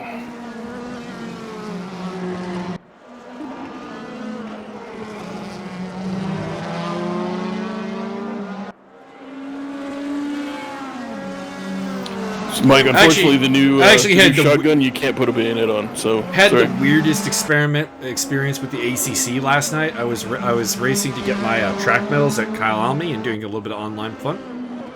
Got into a server with a guy named Hummels and a guy named Priest. I'm like, welcome to Artie Town, I guess. This is gonna drop their car right on top of you. Pretty much. Come around the corner.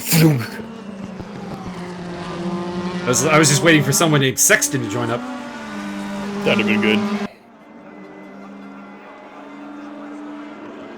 Yeah, my last name's T92. What? Explain yourself.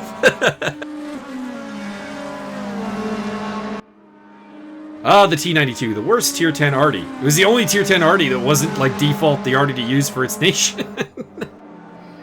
Yeah, well, they went for the M53-55 most of the time because they had a faster reload time. Yeah. Oh, I mean, either that's no shame on the T92 and just congratulations to the M53-55 for being the best an Artie piece can get. Yep. Although, if you want to drop literal hammers of God on people, T92 is still okay. Oh yeah, the T92 was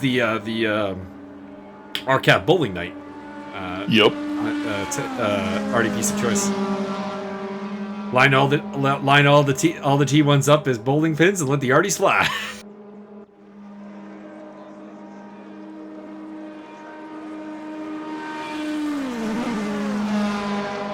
Only problem with that particular game was how long it would take to set up. You know, like you needed enough pins to make it worthwhile. Yeah, you needed so many people, and now that they have no team damage, that's not really able to do that. I mean, you could do like 5 pins per person and have 3 people, I guess. You have to really spread them out, especially into the pits at the same 1992. time comes Wayne Hutchison and James Butler. Also in the pits, Christoph Verstappen. We'll see if Butler can jump Wayne in the pit lane. What are the odds of that? Probably not great. Also in the pits is Martin Edmonds and Richard DeRoche. So a lot of pit lane battles going on here. We'll see if anyone can succeed. We'll see if anyone can succeed and get now off the pit lane here the fastest. We'll go with Martin Edmonds as our camera view because he'll be the first one out. There goes Martin. And he has beaten Richard DeRoche off the line by a fairly large margin. John Barker is in the pits. Wayne is heading out. So Wayne winning his battle with James Boutelier.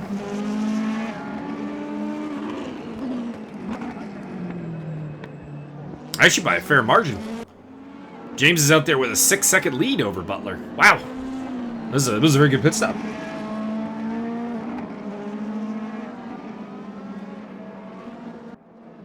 Daniel Hernandez in for his pit stop as well. Stopmill yet to pit. Or Stopmill did pit. He's out. Max Simmons getting the brief time in the lead here.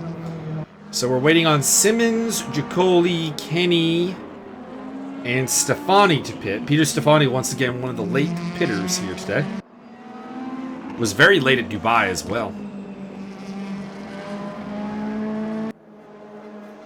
And we're back to Larry Foster versus Mauricio Delgado. So I was saying this would be a really good sign for Delgado if he can keep with Foster, and he has.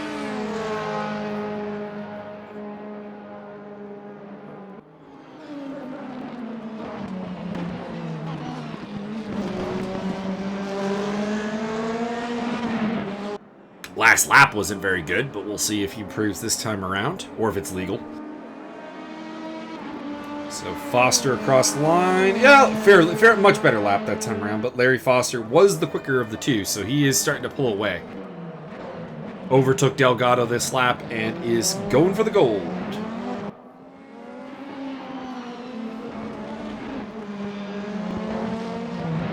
That being said, Hernandez has gotten into the pits ahead of them, so he's in good shape, as is John Barcadero.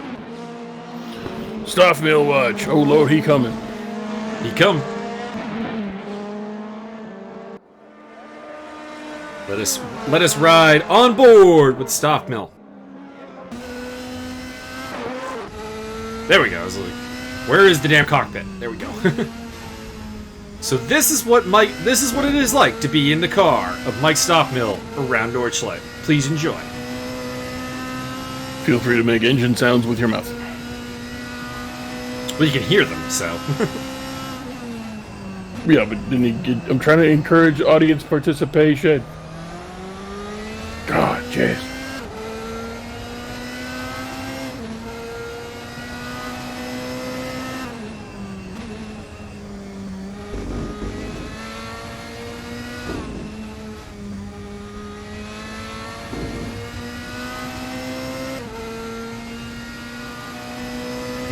We're basically just going to follow Stoffmill here in the cockpit until something starts happening on the control panel here for me to look at. Well, everyone's kind of spread out right now, so there's not a lot of action going on. Delgado and Foster are the two closest cars, but I get the feeling that Foster is pulling away. Would it be funny if April Fool's mode, you show up to drive your BMW, it's actually a BMX? That would be amusing. Pedal, monkey, pedal, faster. Do I get TJ Lavin as my co-driver? Maybe. Maybe you get behind you and push.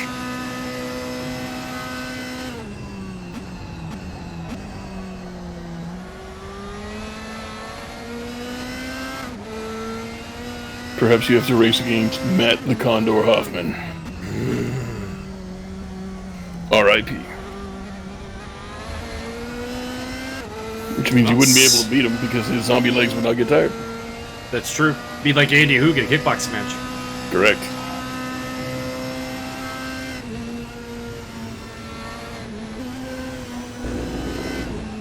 Stoppel has almost caught Max Simmons before Simmons has even done his pit stop. Might have recommended that perhaps he did that. Actually, Matt Hoffman is not dead. Who's the one that died? Was it Dave Mira? I think Mira's alive. There was some big BMX name that died in the last like 4 or 5 years. I wouldn't be the guy to ask. I'm not a huge BMX fan. Well, aren't you just the stereotypical NASCAR drinking, beer driving? What? Sorry. I just know the guys who have video games named after them, more or less. Yeah. Well, I mean, there you go. It's kind of the skate. I know a few more skateboarders because I actually played Tony Hawk back in the day. So if you were in Tony Hawk, I know who you are. If you weren't, I know who Rune Glifberg is and all that good stuff. Yeah, Rune Glifberg, Christ Air, baby. Hell yeah, baby. That's the most fun you can have in that game is to pick Rune Glifberg and do the Christ Air over some ridiculously big gap and just keep trying to twist and go until you crash. Yep. Matt Hoffman in February 2018 was inducted into the Oklahoma Sports Hall of Fame. Well played.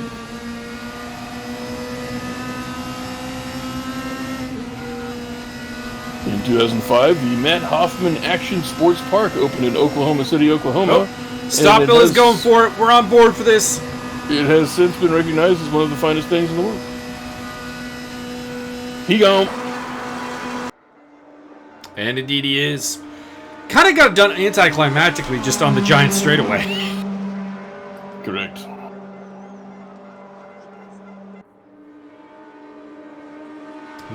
Still no real battles going on, so Mike, I'm going to give you some beauty shots. Have some time on. Some booty shots, oh yeah. Beauty shots, not the booty. Hell yeah. No, come on. It was Dave Mira who died in 2016. Dave Mira is dead. Okay. Former host of the challenge and BMX legend, Dave Mira.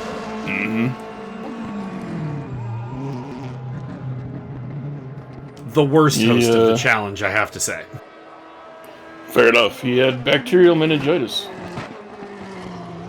He had bacterial meningitis about 6 years before, and then apparently self-inflicted gunshot wound.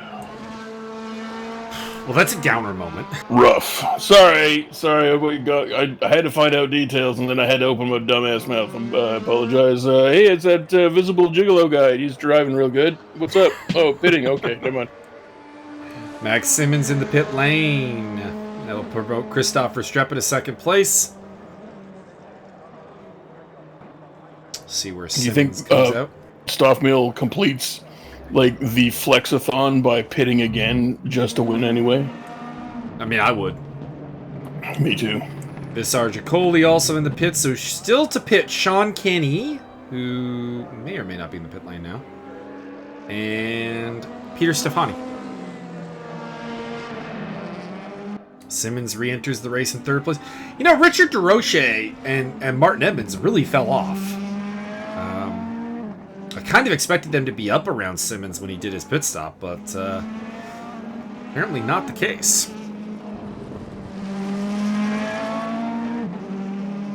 Well, okay, so not to keep downing on stuff, but Mira was posthumously diagnosed with CTE after, quote, countless concussions, including a fractured skull when he was hit by a car at 19, and also after he retired from BMX, he took up boxing. Oh boy. Yeah, that's a lot of to quote the man on the TV, that's a lot of damage. Sean Kenny out of the race. Legally or otherwise? Legally. Oh, I think. Well, if you go to Sean Kenny right now, you'll get the hyperspace experience. Very nice. He got the Javier treatment. Not quite the Javier treatment, because Javier's was a little more epic, but he is definitely having a my home planet needs me moment. He is currently Ice-T in Rick and Morty. Yes. Father, Platinum Q.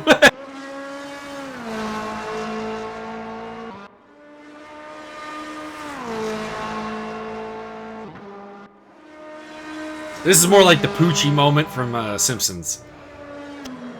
We're gonna kill off your character, Homer. Just read this script. No, I won't do that. Okay, we'll dub over that you had to go to your alien home planet.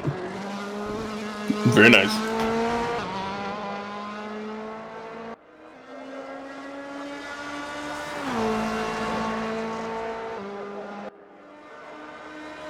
Alright, so the pit stop drama is largely over because Peter Stefani is the only man yet to pit, and he is not really facing anybody right now.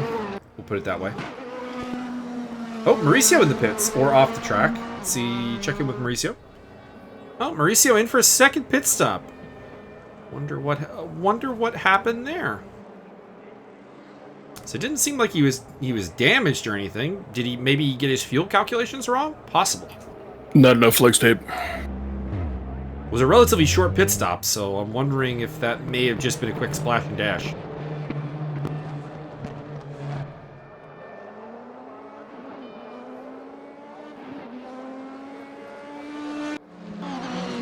Well, the closest battle we have right now is Peter Stefani's quest to catch, or not Peter Stefani, Visar Chacoli's quest to catch Wayne Hutchison. And we'll throw on the compared to next car graphics for you. Fastest laps of the race, 7:43.5 for Jacoli, 7:47.2 for Wayne. So Visar has been much quicker, but Visar has also taken some damage over the course of this race. A lot of damage. Not a ton, but there was definitely a period where he was driving real awkward. One has to wonder how fixed the car is. So like only half a roll of flex tape then? Probably.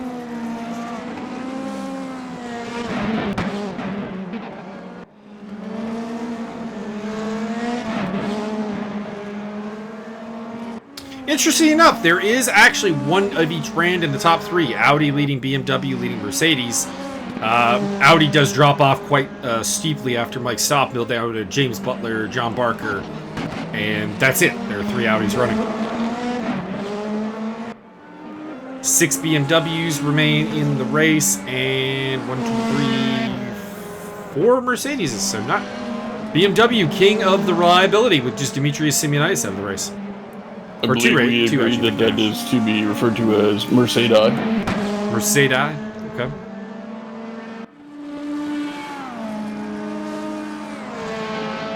I saw in the ACC chat there was a debate about that, whether to call it Lexuses or Lexi. If you had one that's clearly superior to the other, would it be the Lexist? Oh, nice. Peter Stefani has done his final pit stop, so everybody is clear, and it's a run to the finish now for the last 23 minutes. That sounds dope, as the kids say. Fastest lap of the race, Mike Stoppmill, 7 minutes 32 seconds, .4 is your fastest lap. Ha-cha-cha. And the next fastest is 7:38, so about 6 seconds slower.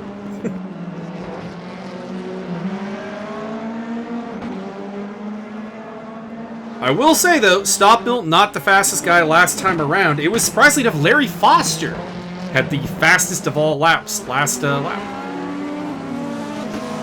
So Larry on the charge. Oh.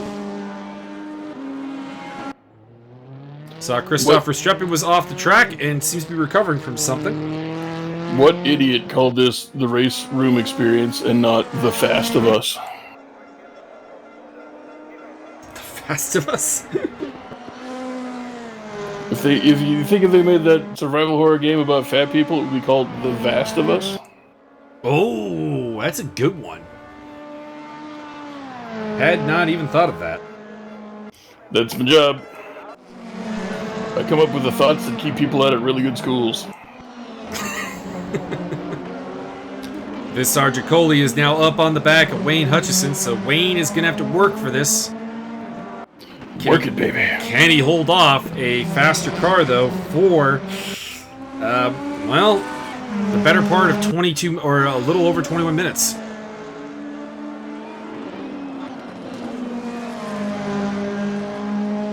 Is it worth it? Let me work it. Whoa! That's Well, invisible gigolo. You need to if Visar Mustang keeps doing Sally, you need to slow your Mustang down. If Visar keeps doing that, I think Wayne has a good chance. I legitimately think we just came up on Mike Stoffmill completing like 3 donuts or something like that. Mike Stoffmill just set a new fastest lap of the race, 7:29.8.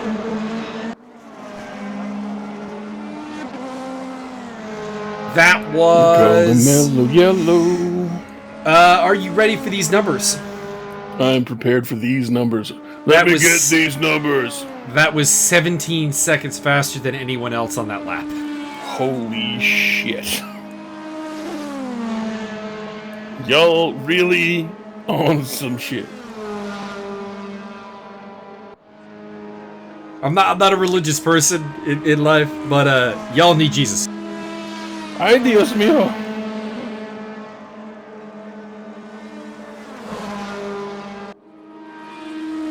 Y'all need to find a higher power for sure if you want to beat Mike Stoffmill.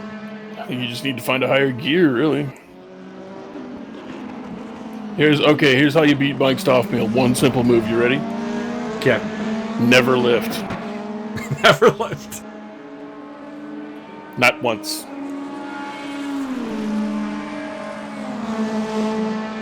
Alright, well, Visar is charging back up to Wayne Hutchison once again. Gap is down to 1.5 seconds. But he got close last time, and things started to get a little bit haphazard. So we'll see what he can do. I'm wondering if he's perhaps lag spiking a little bit when he gets too close to opposing cars, because that's happened to him a couple times. Maybe.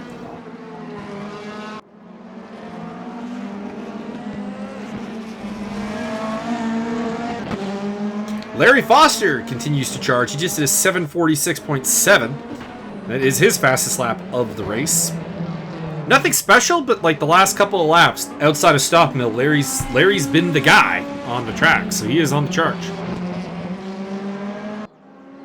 Still has 25 plus seconds though to make up to Daniel Hernandez. Plenty of time to do that though. 18 minutes plus. To be honest, it could be up to like 25 minutes because, you know, that last lap could take a while.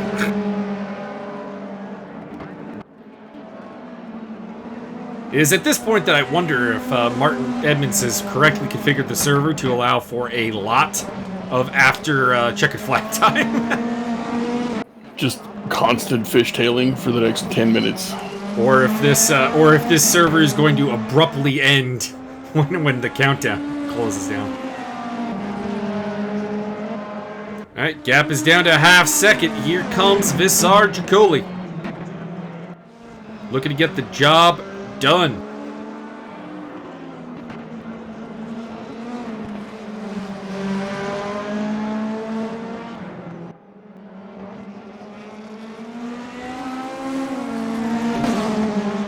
I was trying to get us a speed comparison that you used to be able to do on this program, but apparently not anymore, which is a little disappointing. Update fixed that.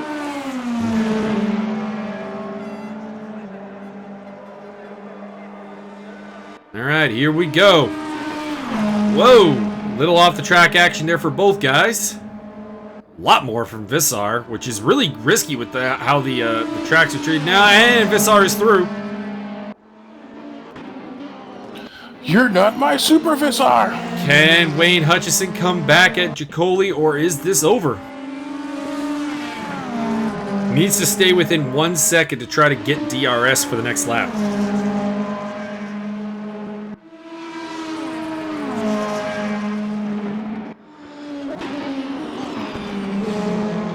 You should really try to be getting an RSS because it's much more up to date.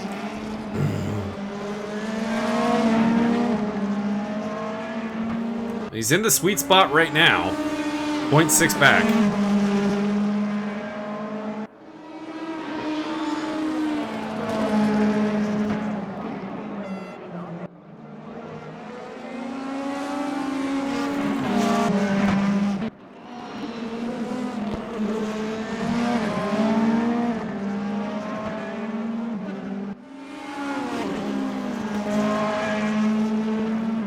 Well, Wayne has fallen out of that 1 second window, so could be problems for the Canadian driver. Well, you just put on the snow tires and give her hell, eh? Just pretend like you're weaving in and out of the moose herd. Checking in with Mike Stopmill for a moment here. It's like a minute and 10 seconds ahead, everybody. Yes, he is. We are on board with him, and he is still pushing like a madman.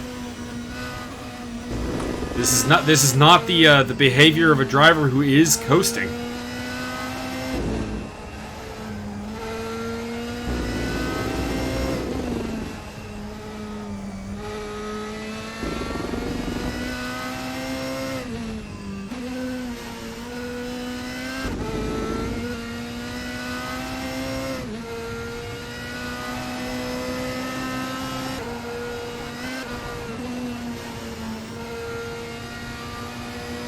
Word on the street is that Mike Stockmill kind of fast.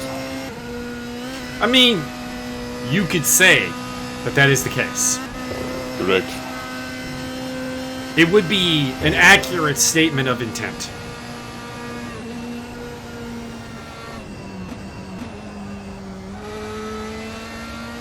It would be about as accurate as saying Sean Connery has terrible taste in movie projects. Got terrible timing.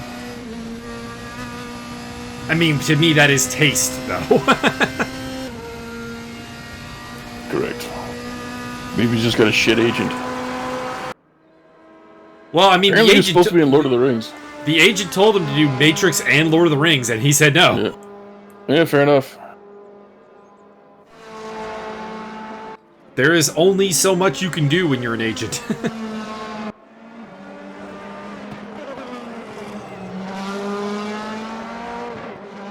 That's actually the whole bit on the Nostalgia Critic channel when he's doing the Believe Extraordinary Gentleman. It's like, Sean, I've got you this great role. It's on the movie called The Matrix. No, I'll pass. I'll do. To be fair, I do enjoy League of Extraordinary Gentlemen. It's not bad. But, I mean, if your choices are Matrix or League of Extraordinary Gentlemen, I mean, it's tough to justify that choice. Yeah. Or was it? I think that was when he was supposed to be in Lord of the Rings. I think he did the Avengers when he was supposed to do Matrix. It's possible. I know that he did League of Extraordinary Gentlemen after he'd passed on both those roles. Because he just didn't get it. Like, he didn't understand Lord of the Rings, so he passed on it. And he didn't understand The Matrix, so he passed on it. And both of those became huge hits. And then he got League of Extraordinary Gentlemen. And then he's like, well, I don't get this one either, but the last two were giant hits, so he took that role. I mean, The Matrix I can get. I mean, admittedly, that's a weird proposal when that comes across your desk, you know what I'm saying? But Lord of the Rings, how do you pass on that? Because it's like one of the best-selling books of all time. I'm gonna pass. It's like, I understand that you may not like this, but come on. Yeah, I'm sure there was something about, moving to Australia for a year or so to make the thing. Probably came up and probably wasn't interested. Yeah, but I mean, that's different than not getting it.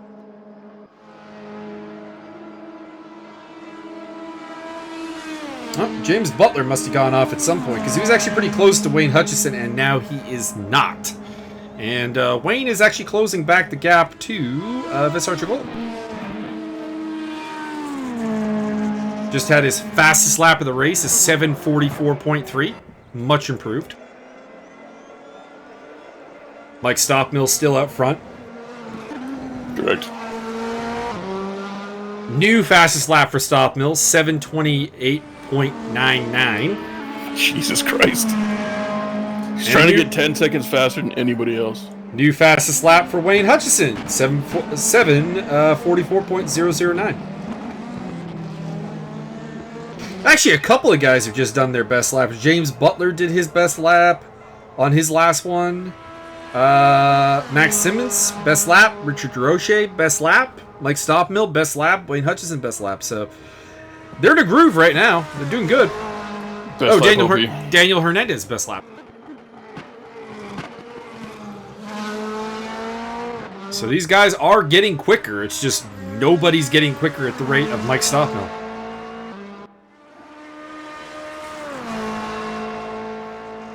I just came across a GIF of Joey Ryan doing the dick spot.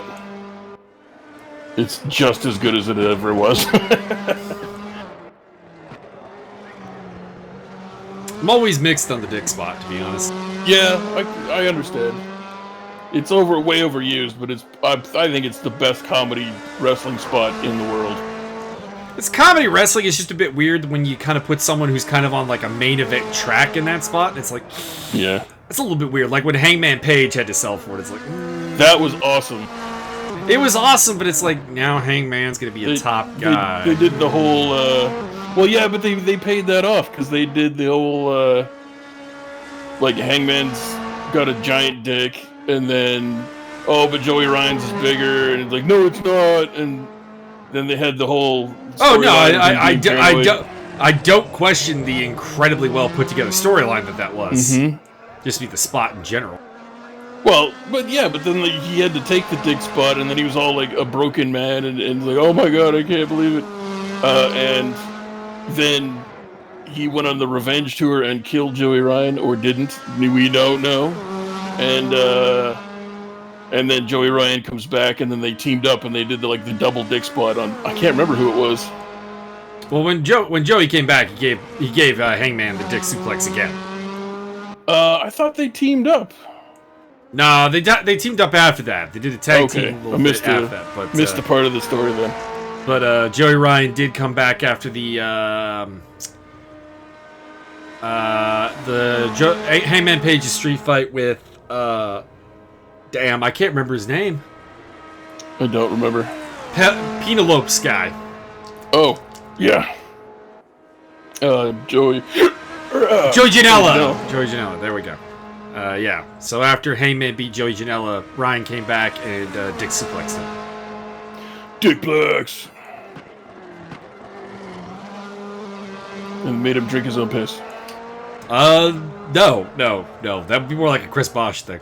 No, there was the whole thing where Hangman was all broken and shattered, man, after taking the dick spot, and then he wouldn't even go outside. He'd just piss in milk jugs and stuff. Or I don't know. There was no explanation as to why he was doing that, but it was just adding to the whole ambiance of being a totally shattered human being. I mean, he was broken. That was the so a little bit of mistake there by Stoppmill. He ran out a bit wide there. And then I'm pretty sure, because then he went after Joey Ryan again, and Joey Ryan got him again with the dick spot and made him drink his own piss. It's apple juice. It's not real piss. Joey Ryan. It's not real piss. We're talking about wrestling here. Yes. Even wrestling has standards. We're not talking about Leroy Machida. No, God. Or no. or Luke Kumo. When reality is stranger than fiction.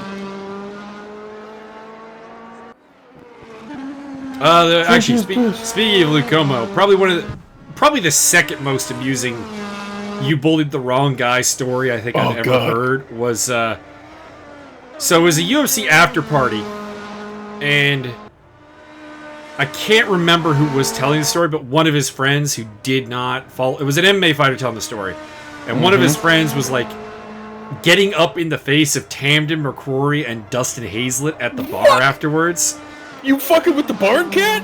And this is after Hazlett had tapped Barn Cat on the card, and they were having a drink and bonding over their experience in the cage.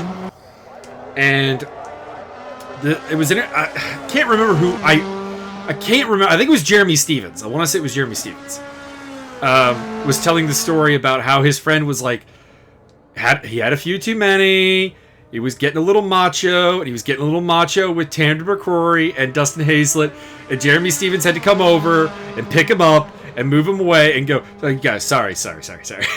Yeah, Jesus. Dustin Hazlett and the Barn Cat, and the guy was trying to mouth off? Don't. Yeah. Just don't. Do not. Barcat doesn't play a single game. Mm-hmm. I always love Luke Kumo, though. No matter how weird he is, and like all the strangeness, you put that man in the ring, and he becomes a whole different person. There's some Spelzel stuff with Luke Kumo that makes me a little uncool with him now, but fair enough. I've not kept up with any news, but it was just watching him on The Ultimate Fighter. He's this weird, quirky nerd. Oh yeah, no, on the Ultimate Fighter and through his UFC career, one of my favorite fighters. Super nerdy, super weird, super quirky. 100% psychotic. Super exciting in the cage. It's just kind of the aftermath that it's not being so great. Yeah, I can't remember who it was. It was, I can't remember his name. We have lost Visar Jacoli, I need to mention, so we're down to 12. Dang, Visar. Who was the fat guy that he beat at the finale? Well, at the finale, lost to Joe Stevenson. Oh, he beat a fat guy at some point. Josh Haynes. Josh, bring the pain, Haynes. He hit Josh Haynes with a hook so hard, I thought the man was going to die. I remember that distinctly. It was picture perfect, clean as hell, smash. Oh yeah, no, the Luke Kumo versus Josh Haynes fight is an example of a one-sided ass whipping. Yeah. You thought? You shouldn't oughta. My God. And of course, the best you fucked up MMA story has always been Eugene Robinson chilling with Jake Shields and Gilbert Melendez, and like four dudes got in their faces and started picking a fight, and Eugene, who's 6'6", 280, big black dude, former bodybuilder. I'm trying to build up Eugene here in like proper like stature. And Eugene's like, okay, and just like relaxes and sits back on a car and lets Shields and Melendez do their thing. and he's like, the moral of the story is when you pick a fight with a big black dude and two smaller guys, and the black dude is just chilling in the back, you fucked up. Yup. And I think Nate Wilcox asked him one time, he's like, so how'd that fight go? He's like, oh, two guys got knocked out, two guys got tapped out. The surprising thing is Jake knocked the two guys out. That is surprising. I didn't know Pillow Fist could do that. Apparently Jake Shields is not someone you want to deal with at a street fight, which does always make sense to me because Jake Shields comes from like a really wealthy background, yet hangs around with the scrap pack. It's like the Dave Chappelle joke of like the white guy hanging around with a bunch of black gangsters is the one you want to fear because you don't know what that guy did to get their respect. Jake Shields is that guy. It's like Jake Shields hangs around with the Diaz brothers and Gil Melendez and the Scrap Pack and is a white rich dude. You don't know what he did to get their respect. Yup.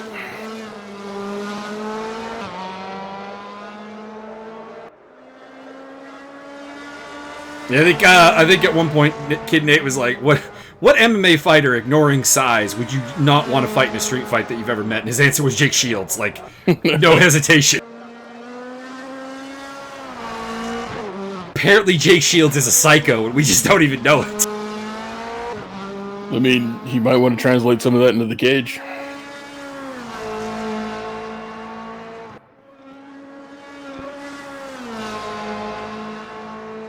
According to Eugene Robinson, the deal with Jake Shields is if he actually feels like you have disrespected him, like, there are no rules anymore. Like, that's what's scary about him.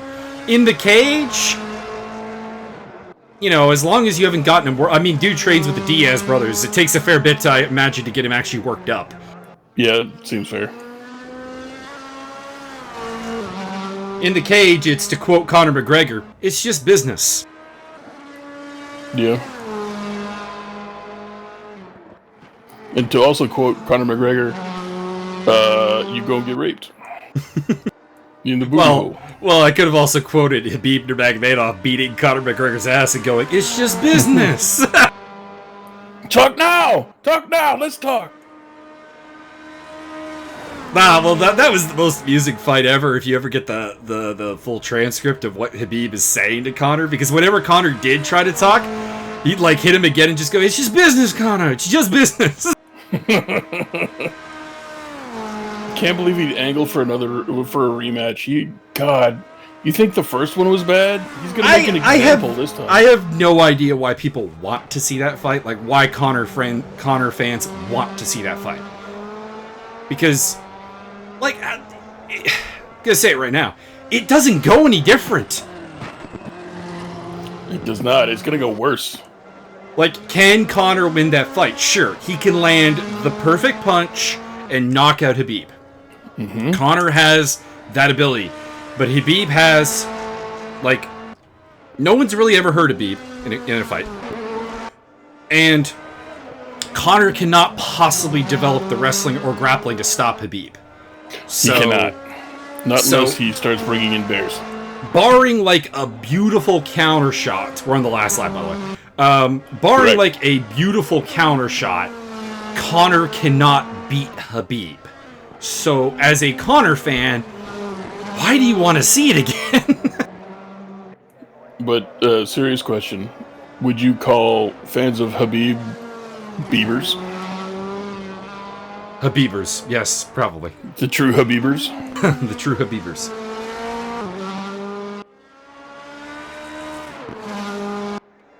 I'd like to show you something other than Mike Stopmill, which the auto director has just kind of locked on to. I'm just gonna watch this. But frankly, there's nothing going on. Just watch this, take notes. If you haven't been taking notes the whole time, then seriously. Take notes. I'll go on. I've even given you a full lap on board, so. You can see when he shifts, if he shifts. He never lifts his gas pedal even once. I guarantee that. I mean, the car control that Stopmill is showing here is sublime. Like, just watching it, you can't replicate it. This is the sort of thing you just gotta develop that touch for. It's amazing. Actually, he's got a driving body. He didn't want me to tell you.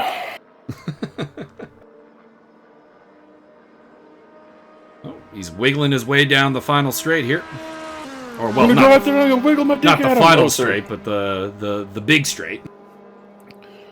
I'm gonna go out there and I'm gonna wiggle my dick at him because I hope you have a heart attack and die. God, I haven't seen Slapshot in forever.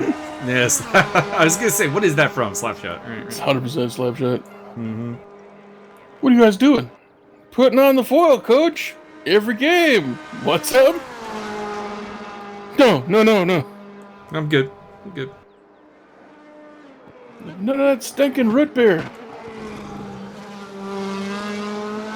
On a personal note, I adore root beer. It's delightful. And for the final time, entering the the super slow. Here comes. The super slow. Come on. He went across that shit backwards, didn't he? No, he just spun across it, but it wasn't the full backwards. Didn't do the full moonwalk. I didn't see where the finish line was exactly. I thought he was going to stop and reverse over it. Full flex. He had the time. Yup. For being honest. The only thing he didn't do to flex on people harder is do a second pit stop. He could have. He could have. Frankly, it wouldn't have even mattered. He was like he was a minute and a half ahead of Verstappen. He could have pitted and just come out ahead of Verstappen again. I wouldn't have even been mad at him. Other people maybe, but not me.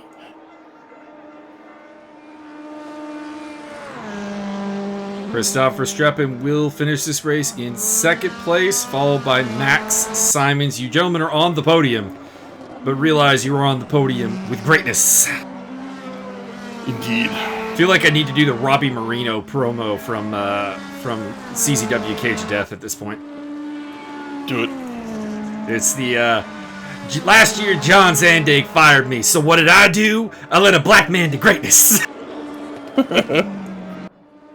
I feel like you should now do every Chris Bosch promo. Oh God, we'd be here for hours. Is Chris Bosch racist? Racist, yes. Do some sit-ups. I don't need to do sit-ups because my cock is strong. God, he was so fucking funny. So great. Not a bad wrestler either. Not like a fantastic wrestler. Yeah. Like there is no Chris Bosch match I would recommend for the wrestling. but it's not bad. Mike I'd like to Stockville. thank you all for tuning in to the Saturday morning wrestling podcast with weird sounds in the background. Pretty much. Mike Stockville, your winner from Christopher Streppin, Max Simmons, Richard DeRoche, Martin Edmonds, 5th place, good work. Wayne Hutchison, James Butler, John Barker, Daniel Hernandez, Larry Foster, Mauricio Delgado, and Peter Stefani. Give yourselves a hand. You have survived the Green Hell.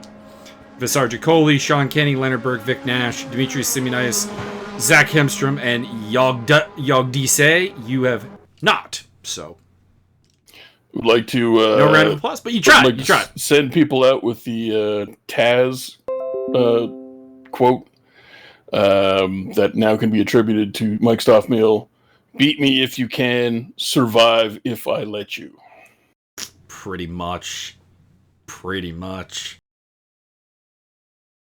We need to work like a Mirko Crow Cup left right kick hospital, left kick cemetery in there at some point. Left turn hospital, right turn cemetery. Anyways, hope you enjoyed, and we'll see you on ACC on Sunday, and then 3D Speed on Wednesday, which will be you and I's next commentary experience. That sounds sexy.